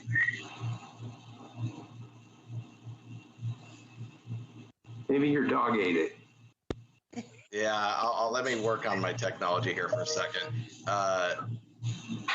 Is Commissioner Nyquist with us? Chair Clem, can I finish from Marion County's perspective? Oh, yeah. Sorry, Kevin. Please, absolutely. Yeah. Yeah, thank you. I just want to thank my colleagues for their testimony, and a couple of things that we've done already as a county is we have waived building permits for the next 5 years for people who have primary homes, and we have also waived building permits for secondary homes for the next 2 years. We've contributed $50,000 to the city of Gates of our lottery dollars, and we've set aside another $500,000 in lottery dollars to help make this recovery happen. And we just really appreciate the time tonight. And we know that the people of Detroit and Gates are determined to recover, and they will need this additional support that was described tonight. So thank you, members of the committee, and Chairs Clem and Chairs Golden. Thank you very much. Okay, I think you're back now. Sorry, I think something was going wrong on my end. Commissioner Nyquist from Lynn County, which a lot of us from Marion County don't realize that Lynn County's got sometimes half of the towns and runs right up the Santiam Canyon.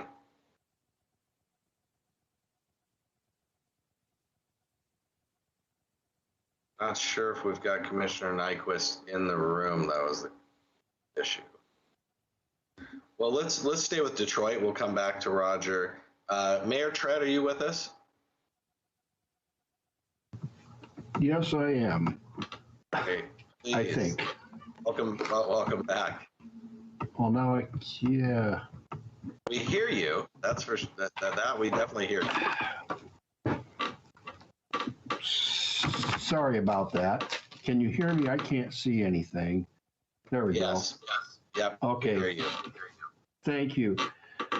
Thank you, Chair Clem and Chair Golden, for allowing me to be with you once again after last Monday night. Tonight, I'd just like to talk about the needs of the city of Detroit. Detroit has been hammered by tragedies, if you will, since the 80s.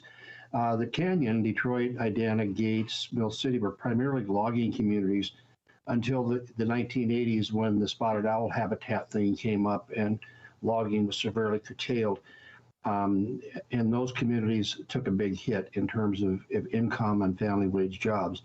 In the 90s, another 132,000 acres was taken out of production to form the Opal Creek Wilderness Area. And we were told that we should go to a tourist economy because of the lake. Since 1980, the lake has been problematic because of low water supplies. It doesn't always fill up, which even more shortens our income opportunities, which is really about 5 months long. And then on September 8th and 9th, Detroit was hammered not once but twice by wildfire. On the night of September 8th, Beachy Creek came out and destroyed a few buildings, according to the Forest Service. And most of that day, Tuesday, we were pretty relieved because we knew the town was fairly well intact. Unfortunately, on the night of September 9th, the Lion's Head fire came in and devastated the town. Currently, 80% of our community is on the ground. We have our business community is devastated. We never did have a large one, but currently, when we open back up, we'll have one store, one pizza parlor, 4 units of a hotel, a post office, and some storage units. Our 2 marinas are trying to gear up to open this season, which would help us tremendously. Currently, our problems are our water system was not damaged. It was totally destroyed. We did get some good news today. After 5 months, we are getting close to hopefully getting water back in the pipes where people who want to can come back and begin to rebuild. Some of our residents have not been able to even clean their residences if they're still standing because they need water to do that. On the city side, our city hall was destroyed. All our records were destroyed. So our staff has been not only trying to deal with the increasing business of plans coming in for people wanting to rebuild, they're still having to try and rebuild records and all of our infrastructure kinds of things like water bills and things like that. Our budget is taking a tremendous hit. Our transient occupancy taxes are expected to be off by about 80% this year. Our water revenues are down a good 60%, and our property taxes, we're still not sure how that's going to affect us. All in all, we're in a lot of trouble in the Canyon. We appreciate the efforts of a lot of people doing a lot of things, the things we are looking at.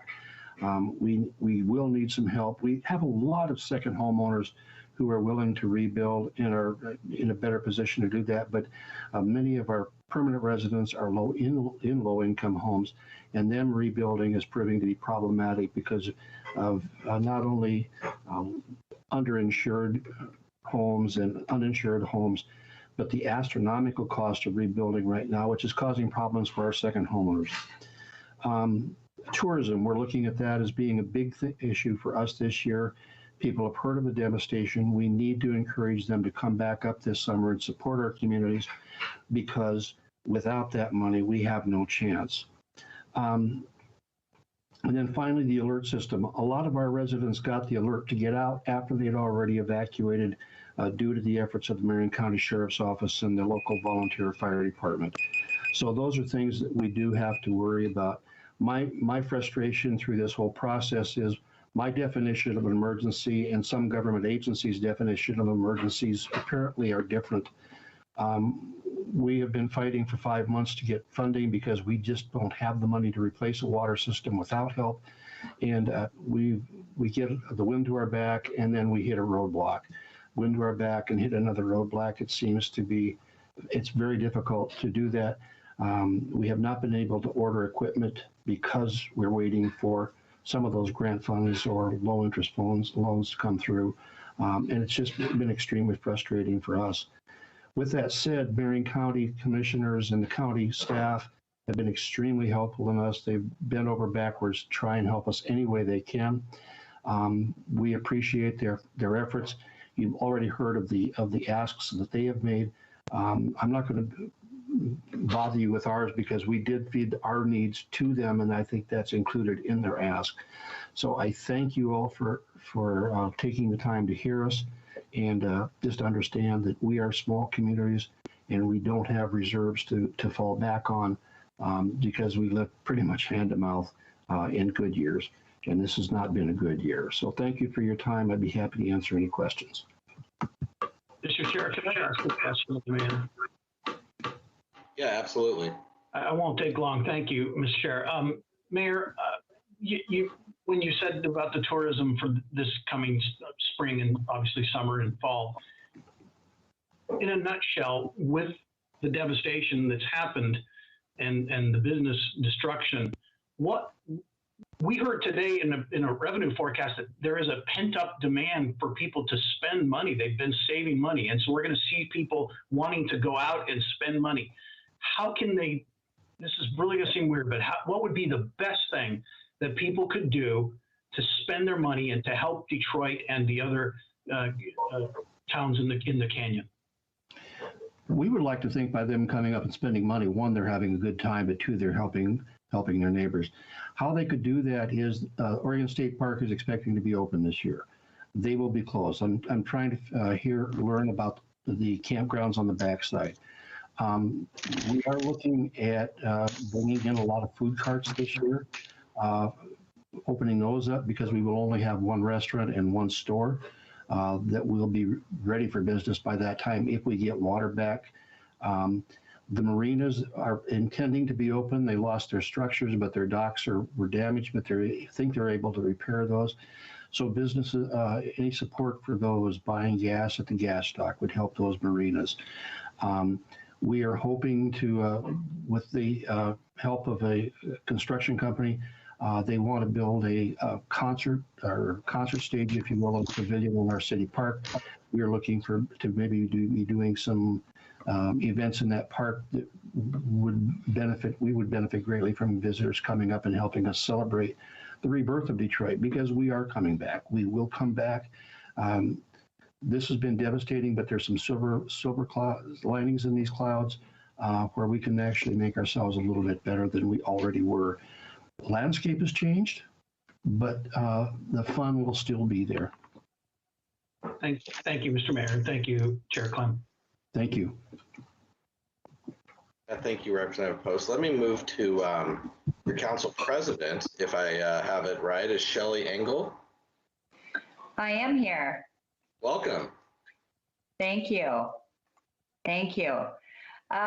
Good evening, Chair Clem and Chair Golden and members of the committee. I'm Shelley Engel, City Council President for the City of Detroit and the Director of Communications for the North Santiam Sewer Authority. So you get 2 in 1 tonight. Thank you for the opportunity to share with you the experience, the impacts, and the recovery needs for the City of Detroit. You're going to hear a lot of this again. As you know, the Lion's Head Fire roared through Detroit on the night of September 9th, and for all intents and purposes, destroyed the City of Detroit. We experienced a completely destroyed water system. The City Hall and fire station were burned to the ground. All our hotels, restaurants, and gas stations were destroyed. Also lost was a grocery store and the buildings that house the 2 marina offices. Now standing is 1 small convenience grocery store, a small takeout restaurant, 4 hotel rooms, and the U.S. Post Office.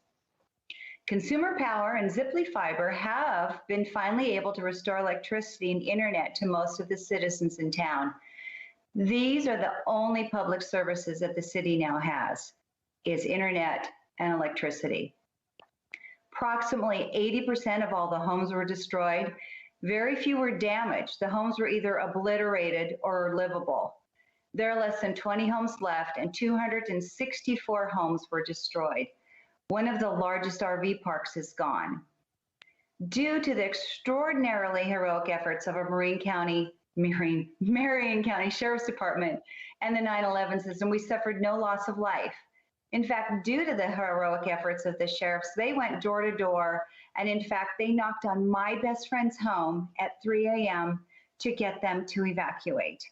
Otherwise, I would not have my best friend, I suspect. There was the loss of one of our fire trucks, but all of our firefighters survived, although many lost their homes. The number is staggering as to the loss of our beautiful trees, mostly Douglas firs. We've lost a minimum of 450 large Douglas firs within the city limits. The dire needs that we have are, as one, as Mayor Tretta said, the restoration and replacement of our water infrastructure. It's now been over 5.5 months with no water, and this is now a public health crisis. We did get the good news today, as Mayor Tretta said. However, we need water now and funding to pay for boots on the ground to get water into the homes of our citizens. We have been given a grant from the USDA to help pay for the replacement of the destroyed water system, but we're going to continue to need help and dollars now to secure temporary water service and then a rebuilt water system to and for our citizens. The second one, and this is why I'm here, is to facilitate and ask for the recovery of Detroit and the rest of the canyon who suffer from the fires is funding for a sewer system. The report from the engineers as to how it will be placed, constructed is due next week. In fact, as you know, the town hall was tonight during the same hearing. The North Santiam Sewer Authority is ready to ask for money to build this new sewer system. However, if the agencies and funding systems could award us funding now, before we have to go hat in hand asking for it, this sewer system could be built in a much shorter timeline. The NSSA has been officially recognized as an OR 190 entity and have now met for their 50th time. This sewer will allow homeowners to rebuild on their small lots, and small lots that have not been built on before now could be developed. The concern is that if homeowners have to wait 3 or 4 more years to build, they're going to move on and out of the canyon. If this happens, we will lose tax revenue, property taxes to pay for schools and services, and the income into the city that pay our employees' wages. With the sewer system, commercial and retail will also be able to rebuild and provide needed services. Without the sewer system, it's quite likely they'll not bother rebuilding in Detroit due to drain field and septic system requirements. The third step is our citizens. Many of the homes were second homes, but a great number were primary residences. The situation now is that many of the homeowners have waited over 5.5 months for ODOT to come and clean up their lots. The city still looks bombed out and depressed and gives the impression that Detroit is dying and will not recover. We're about to lose funding to provide sheriffs in the city who will be necessary as construction crews start to arrive to build new homes. Any and all aid, money, personnel, and other resources that the state can provide to its constituents are highly needed and would be helpful. Thank you so much for your time. Thank you, Council President Engel. We've got, I think, 2 of your colleagues. One is Michelle Tesdall. Michelle, are you with us? Yes, I am. I'm here. Great, welcome. Hi, thank you, Chair Clem and members of the committees. Thank you for having this hearing, for the opportunity for us to testify. I'm not going to repeat what the councilor and the mayor have already said, and I also real quick want to say I sure do appreciate our Marion County commissioners. They are really stepping up, and it's a relief to hear. I want to champion the fire station, the Detroit Idana Fire Station. They stepped in right after the fire and started fighting fire day after day, breathing in that smoke, living in a rundown fire station. They need help. They need help because they support the traffic, the people in the campgrounds along Highway 22, and they are silent. We don't hear from them, and they're an important part of the valley, the canyon, the city, the campground. They cover about 30 miles of Highway 22 during icing conditions, fires in the middle of nowhere, cars in the river, 911 calls, and their fire station you can't get fire. It's hard to find volunteers to sleep there, put it that way. They got some land donated to them right next to their fire station. I think it's a great opportunity to rebuild a fire station, make it as fantastic as the Gates Fire Station, get them a new fire truck. They got some donated, but it takes about $15,000 on each one of those fire trucks to get them up and running, and they have no money, they have no tax base. And so I just wanted to champion that because my husband was a volunteer firefighter who was involved in that, and we were permanent residents, so he would get up Friday, Saturday, Sunday, every day, get ready to get your calls, you know, because winter time, summertime, you know, lake traffic. I just wanted to say I really appreciated all the firefighters that came in, and it was just hours after they could come in. You know, they hurt their lungs, ruined their cars because there's really not a lot of emergency rigs out there. So I just wanted to support that and what our county commissioners are doing, and thank you for hearing me. Thanks. Thank you, Councilor Tesdall. And we are going to hear from Deputy Chief Faust here in just a little bit. Good. Get him, Deputy Chief Faust. And then, let's see, did I get the news that Councilor Eric Page was able to join us? Say yes. Hello. Yes. Eric Page. Go ahead, Eric. Yeah. Chairman and I want to thank you guys for providing this forum. It is extremely important that these voices are heard up and down the canyon. And for our side of things in Detroit, it is infrastructure. We stand at a point right now of on the ground rubble. And we have one business left standing in town, which is the Mountain High grocery store. They're planning to remodel. But beyond that, the rest of the town is level. And for us, as we roll into this upcoming, which I would call our seasonal time of year when all of those businesses get to have their heyday, it's going to be increasingly difficult for those things to happen within town that produce economic stability for the town. And that is what I want to stress in this conversation, is that our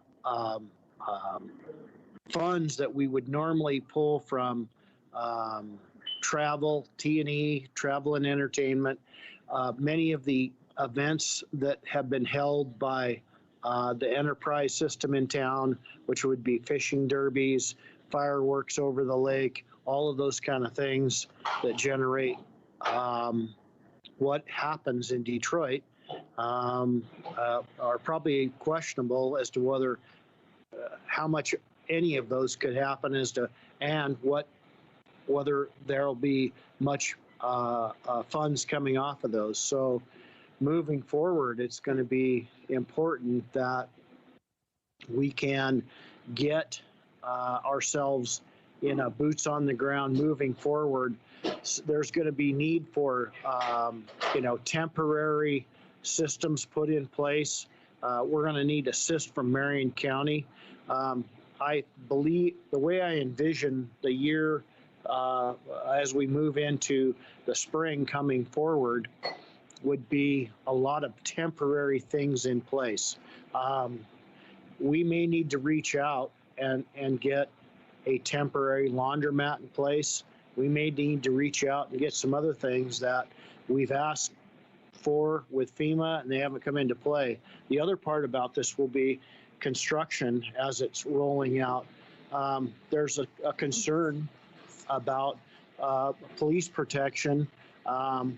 Paradise suffered significant theft problems during this same event that they went through, and we're facing a potential shortage of funding right now that we're FEMA would be expiring, but there's a possible that we're going to get some backup funding. But we need to make certain that as we move forward that we don't have a gap in that, because it will be very important that contractors moving into the area are assured that they're not going to be stolen blind during the reconstruction of the town. A lot of things in play, and I appreciate the fact that this forum has come together to hear the needs and listen to what we need. It's going to be a continually evolving situation as we move into spring. We need flexibility. We need support. And I thank you guys for taking the time to listen. It's extremely important that this community has that support to put us back on the map. I think we will come back better than we were, because I know from the private sector what has been reached out, that there are many points that indicate to me that we have a better chance of making our community much more sustainable than we were before, with all of the people that are reaching out. And with your support, we can get there. Thanks. Great. Thank you, Eric. That's a great note to kind of give us an imagination challenge for how we can all, rebuild. Rebuild better is not the word I wrote down earlier. I think it was the rebirth that I thought was a pretty good way to capture it. So let's move just down the canyon a little bit. Mayor Carmichael from Gates, and then we're going to talk to Mayor Tersch from Mill City. Mayor Ron Carmichael, are you here?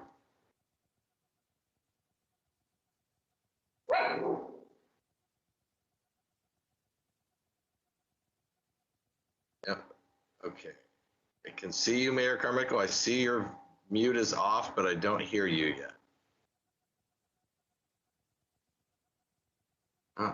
We see you on camera, but your mic doesn't seem to be going.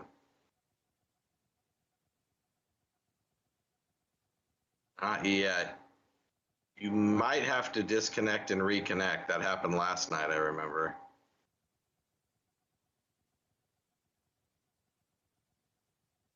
Give that a try.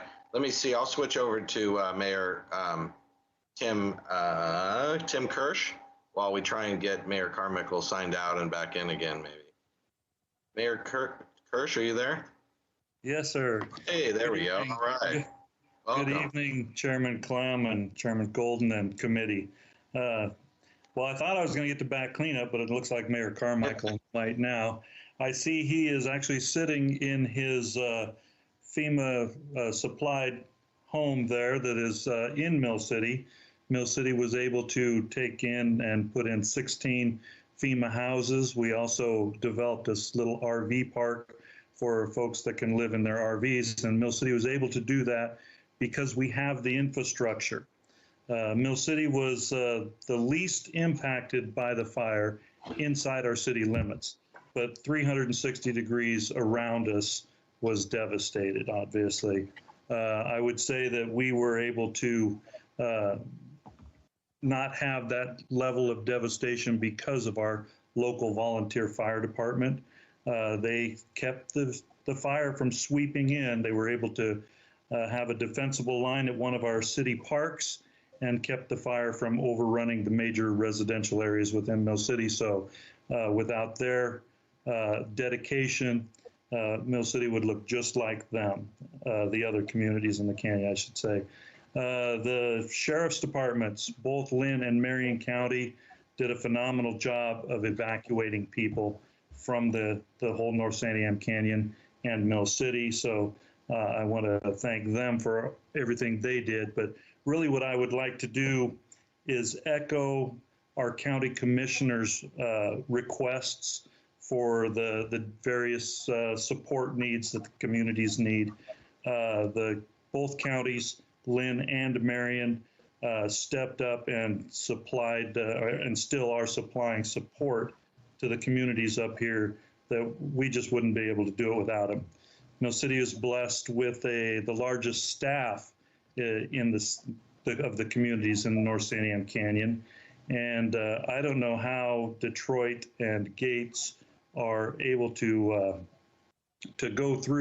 wade through the paperwork that FEMA puts upon us, the requests for information, things like that. So I know that the Marion County has requested some funding for some part-time administrators to help those communities, and that support is greatly needed because there is just way too much work for the city staffs to be able to do. Our own city staff is overloaded, but we're able to muddle through it pretty well. So I would say our sister communities up here that did have the major devastation, that don't have the infrastructure in place, they are the most deeply impacted. Their loss of revenues will make it difficult for the cities to come back in some sort of fashion that they just don't have the means. So they are going to really need the support of the state. So as the Lynn County and Marion County commissioners have stepped up and supported the communities, we're asking the state to step up and support the asks of the commissioners as well as the other asks of the communities. Like I say, Mill City was blessed with being not hit as hard as the others. We lost about 20 homes inside the city limits. We lost one multi-generational anchor business within the city limits, but the impact was just really confined to one small corner of the city. So with that, we are feeling very good. I personally had the experience of driving through about 4 miles of a tunnel of fire when I finally left the city about 2:30 in the morning. So it was a very emotional situation. I mean, as you can imagine, trying to get out of town with a string of traffic going through such a tunnel of fire. But once again, thank you, and the support for the asks by the counties and the cities is going to be crucial to rebuilding the whole canyon. Great, thank you, Mayor Kirsch. Mayor Carmichael, let's try our volume again, see if we got you. Okay, can you hear me? We got you. Welcome. All right, good. All right, thanks, Chairman Clem. Ladies and gentlemen, the committee, I'd like to thank you for this opportunity to present our needs of Gates to you guys. If you didn't know, I'm Ron Carmichael. I'm the mayor of Gates. As you know by now, Gates was all but completely destroyed by the Oregon fires. We lost 91 metered homes plus 2 mobile home parks, a motel, and several businesses. This accounts for basically half our city being displaced, myself as well. Gates is a small town. At last count, we had 240 homes in Gates. Our main source of income is through our water fees. With 91 of those homes now gone, it has left us struggling to survive. Our revenues have been severely compromised and our workload has quadrupled. There's literally not enough hours in the day to complete all the tasks that need to be done. Our first estimates of revenue loss is over $110,000 annually. I was asked to bring a list today of what we need in Gates. But in making my list, I also realized there is much more than just a list of what Gates needs that affects us all. Over the last several years, we have seen an increasing amount of fires destroying our cities. Some want to call it climate change, some want to call it poor forest management. But the facts show that there are no more fires today than 30 years ago. What the facts show is a substantial increase and acres destroyed per fire. In the last 30 years, according to the Congressional Research Service report published January 4th, 2021, in 1991, 3 million acres were burned by 78,000 fires. That equaled to about 38.5 acres per fire. In 2020, 10 million acres were burned by only 60,000 fires. That equals to about 166.6 acres per fire. A 77% increase in acreage destroyed by fires. I personally blame this on what I understand to be a let it burn policy that is now in place. This let it burn policy is clearly not working, and it has to go. Something has to change with how we treat our forests. Next, we have to realize the value of water that flows through the Santiam Canyon. In a study by Eco Northwest, the water that comes out of the Santiam Canyon has a value of $170 million per year.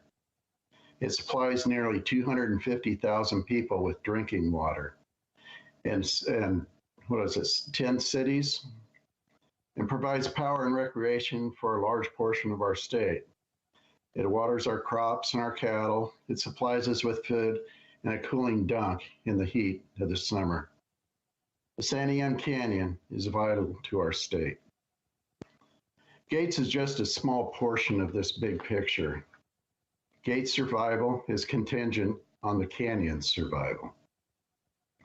Gates' individual needs are many. Each day we find something more that needs attention.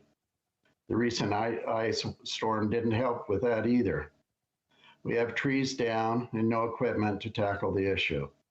We have a water plant that is functioning, but is in bad need of new filters at about $60,000, and a backup generator for our storage towers at about $10,000. Just today, I watched an unexpected power loss to that part of the system that the backup generator would have avoided. It was also a substantial part of the reason Gates' water system went down in the middle of the fire, preventing firefighters from having water to fight the fires. We need laborers to help with the cleanup of the streets at $15 to $20 an hour. Did I tell you we are a small city with only 3 employees?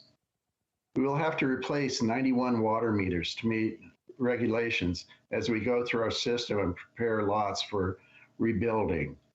$25,000 is the estimate on that. I believe that's a severely underestimated amount. And again, more people, more equipment. We had to replace 7 culverts due to the fires at a cost of $55,688. We're still waiting on a check for that. We are reaching out where we can. I want to piggyback off of Colin's remarks.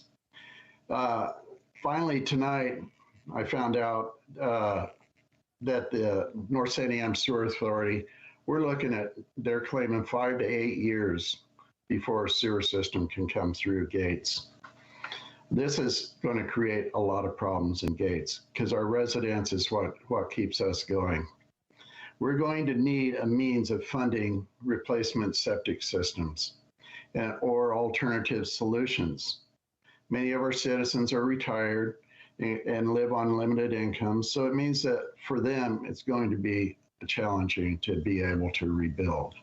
So we need to find some way to help them with that. We are reaching out where we can and where we are sent to, but most of the times we don't know where to go. We have never had to deal with so many things at one time. We need assistance, guidance, and knowledge on how to jump through the hoops. We need immediacy. We are in a crisis and don't have time to wait months and months for answers. We don't have time to make mistakes and file appeals and wade through more paperwork. We appreciate the help we have received and continue to receive. We just wish it could be made simpler and less complicated. Unfortunately, I know we're not the only ones suffering right now. As we've heard tonight, there's hundreds and hundreds of homes in Oregon that's been destroyed. The pandemic has hurt us all. We are all suffering in one form or another, but we have to have a better future. We need help, but to have a better future, we need to have help. We need funding, get our communities back on track. We need cooperation. We need understanding. And if our communities fail, we all fail. We lose future revenue, we lose future commerce, and we lose a future full of hope.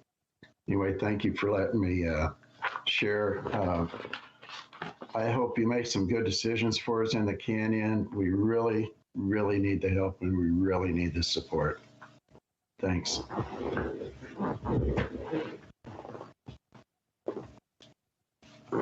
You're on mute, Chair Clem.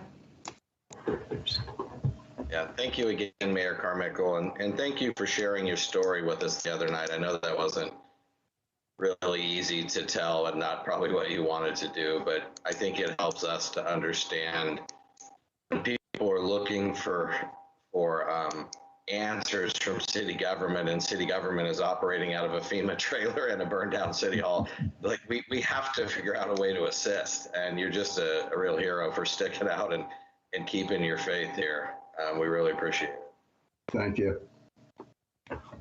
Okay, now I've got Deputy Chief Damon Faust. We heard a big plug for your district and some support. Can you give us some feedback on how we can help? Certainly. Thank you, Chair. Thank you, committee. Honored to be here, recognize some faces. I was told to go from the heart from some people that I look up to. Warning, I have a pretty big heart. We're hurting, right? So our fire district has been here since the 50s. We've been here for MVAs. We've been here for wildland fires. We've been here for medical calls as the ask of the fire department historically has increased, let alone, but our budget hasn't. We were here Labor Day weekend, and I've shared the story that in coordination with the Oregon State Fire Marshal's Office, our local Forest Service, Marion County Sheriff, and the Brighton Bush folks, we were able to start to pre-plan in the worst case scenario. And sure enough, the worst case scenario came down. So we had asked our volunteers to come in to sacrifice their time with their family on Labor Day weekend. We had sent folks to strategic places in our district and outside of our district to try to get eyes on these fires, see what they're doing. And that all paid off. I won't say that it was too late, too little. I'll say that we put maximum effort with the resources we had. It's already been pointed out by some of the chiefs and some of the city representatives, city officials, that the capacity to fight these fires isn't there. We were fortunate enough to work with Oregon State Fire Marshal. We've submitted our grant, which will hopefully fund us into 2022. If we don't get that grant, December 2021, our lights go off, right? By the grace, this weekend we had 2 MVAs. And I had one other firefighter with me, and we went on those calls. We weren't able to talk to Metcom because of the tower issue that was brought up earlier, but we still went on those calls and we did our job as volunteers, right? Service of others. I'm going to share with you too that my fire district is broken, not only financially, but spiritually or emotionally. I have young firefighters that volunteer their time to come out here and help these people. We had no fatalities in our communities. Down the canyon they did.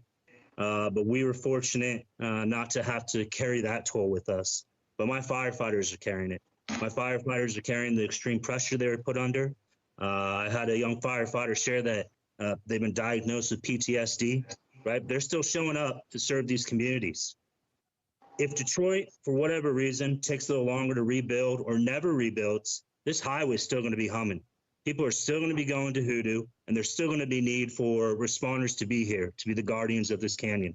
So the concerns I have are the concerns of, one, our volunteerism's dying. You get me a new firehouse, I'm going to get you some volunteers. You get me a rope rescue team, I'm going to get you some volunteers, right? I'm going to do that internally on my own. It's just going to be a whole lot slower. And the concern would be we're up against a timeline here, right? The concern would be that we're unable to accomplish that mission or get those resources or increase our capacity, whether through coordination with the Oregon State Fire Marshal, with whether doing that internally or whether with the assistance of the state. These accidents, these 911 calls, and this tinderbox that I am now surrounded by isn't going anywhere, right? I have fire 100 days away from me, as Chief Hanley said. I'm staring at it, and I've got 3 folks on my roster I can count on. When I had 20 prior to the fires, that's because some of my volunteers no longer have homes up here. That's because some of my volunteers can no longer do the job, right? They gave their bit to God and country. I don't have an ask. I was told that one of the most courageous things you could do is ask for help. I'm asking for help. Thank you. Wow.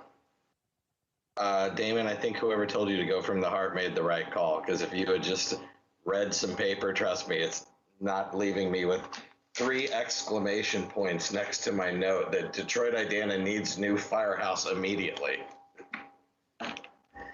Oh boy. Is Chief Roger Johnson still with us? I think I've got you. Your title's not there, but Roger, are you still with us? I am. Great, welcome. Well, thank you, Chair. Chairs Clem and Golden. I appreciate the opportunity, as well as the rest of the committee.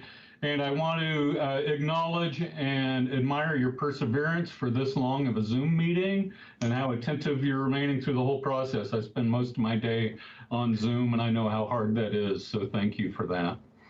I am the Fire Chief in Sisters, Oregon, and I also serve on the Oregon Fire Chiefs Association, and I lead the Wildfire Policy Committee for the State of Oregon Fire Chiefs Group. Sisters, as you probably know, has a significant wildfire history, and if I can make it through a summer wildfire season without having an incident management team camped out at the high school or the rodeo grounds, I consider myself lucky.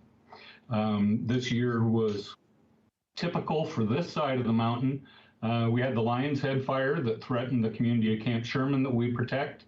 And another unknown part of that story is we also had a fire that started on the same day, the Green Ridge fire, that was on the other side of Camp Sherman, just on the face of Green Ridge, right alongside the Metolius River. Oregon Department of Forestry and U.S. Forest Service did a great job of extinguishing the Green Ridge fire before the east wind event. If they would not have gotten that done just days before the wind event, I think the community of Camp Sherman likely would have been in the same condition of a lot of the Sandiam Canyon. So we're certainly very fortunate there, and hats off to Oregon Department of Forestry and U.S. Forest Service for their work.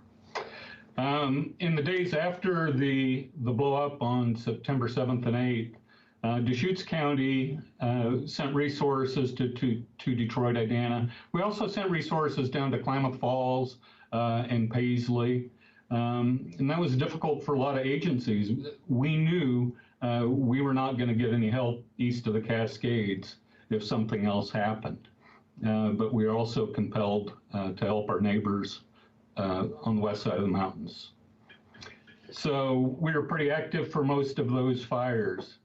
I was able to listen to the testimony Monday, and I was moved by the impacts to a lot of the citizens and communities impacted by the fires.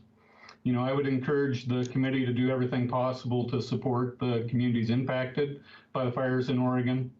And as this legislative session moves forward, I also hope that members of the committee look for opportunities to strengthen our response capacity in Oregon.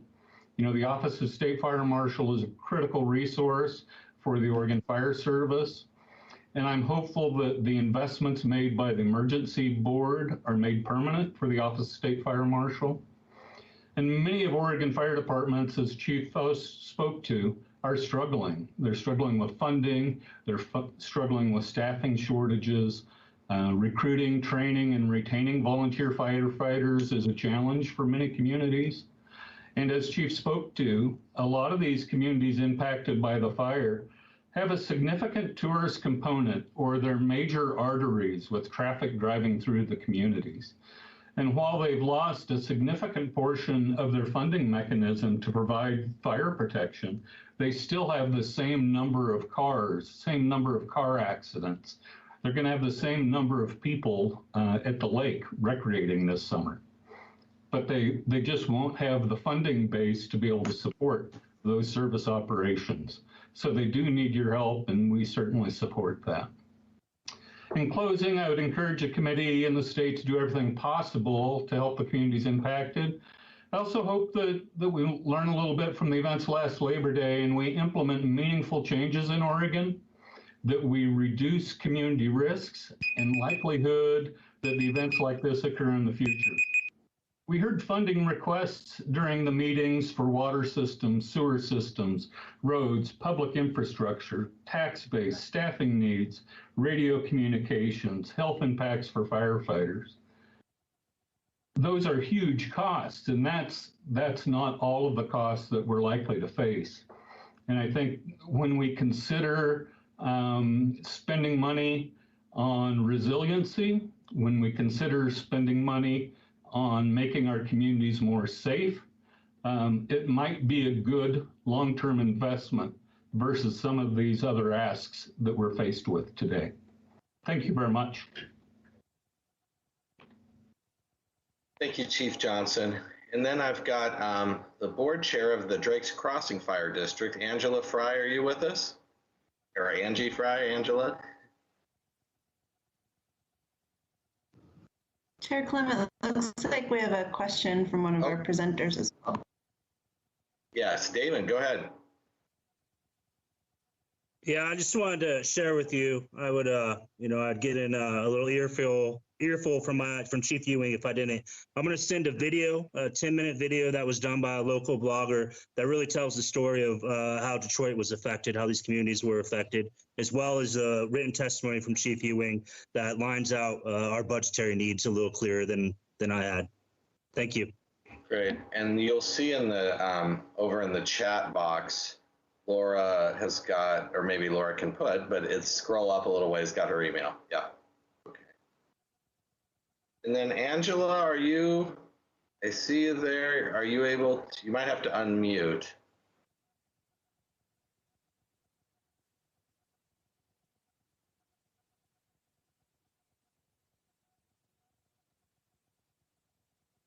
We can't hear you, Angie, if you can hear me.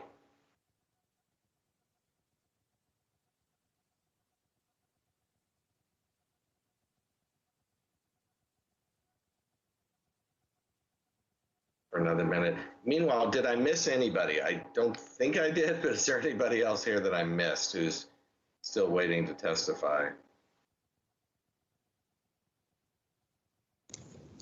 And the two folks on the phone, you'd need to hit *6 to unmute.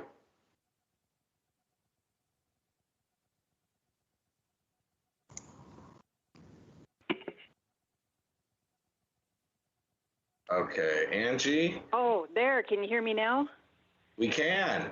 Oh, fabulous. Okay, so yeah, I'm not on the visual portion because I just don't have the internet to support it, which that's kind of part of where I'm going to go with our struggles with the fire. So first of all, let me begin by thanking you, Chair Clem and Chair Golden and members of the committee. So my name is Angie Fry. I am the board chair for the Drake's Crossing Volunteer Fire Department, and it's an all-volunteer fire department. We're responsible for not only just our district, but then also we take care of Silver Falls State Park.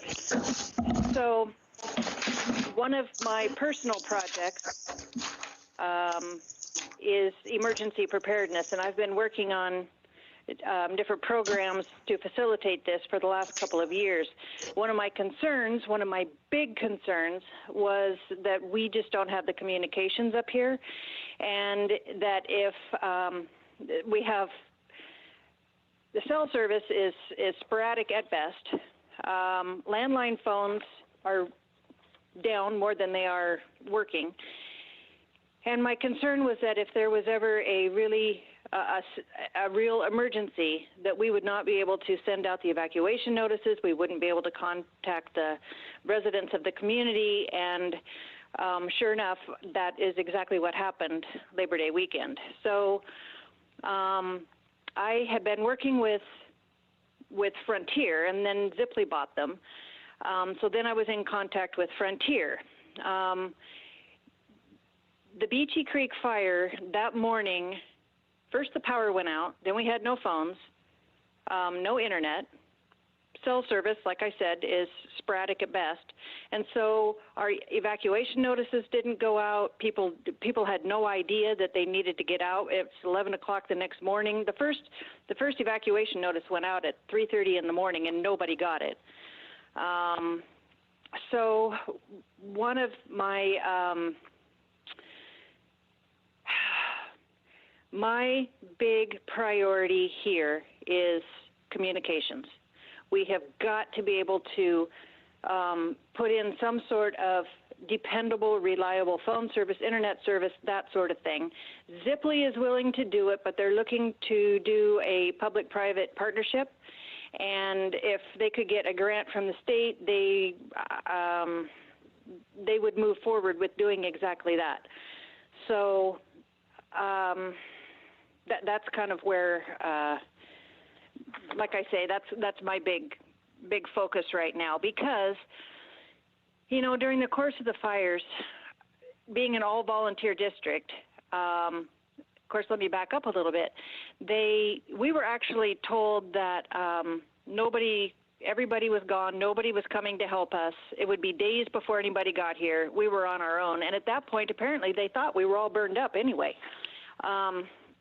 It turns out we weren't, and our volunteer guys went out and just didn't wait for direction or instruction. They just got to work. And as a result, Drake's Crossing, we had no loss of life and no loss of structure.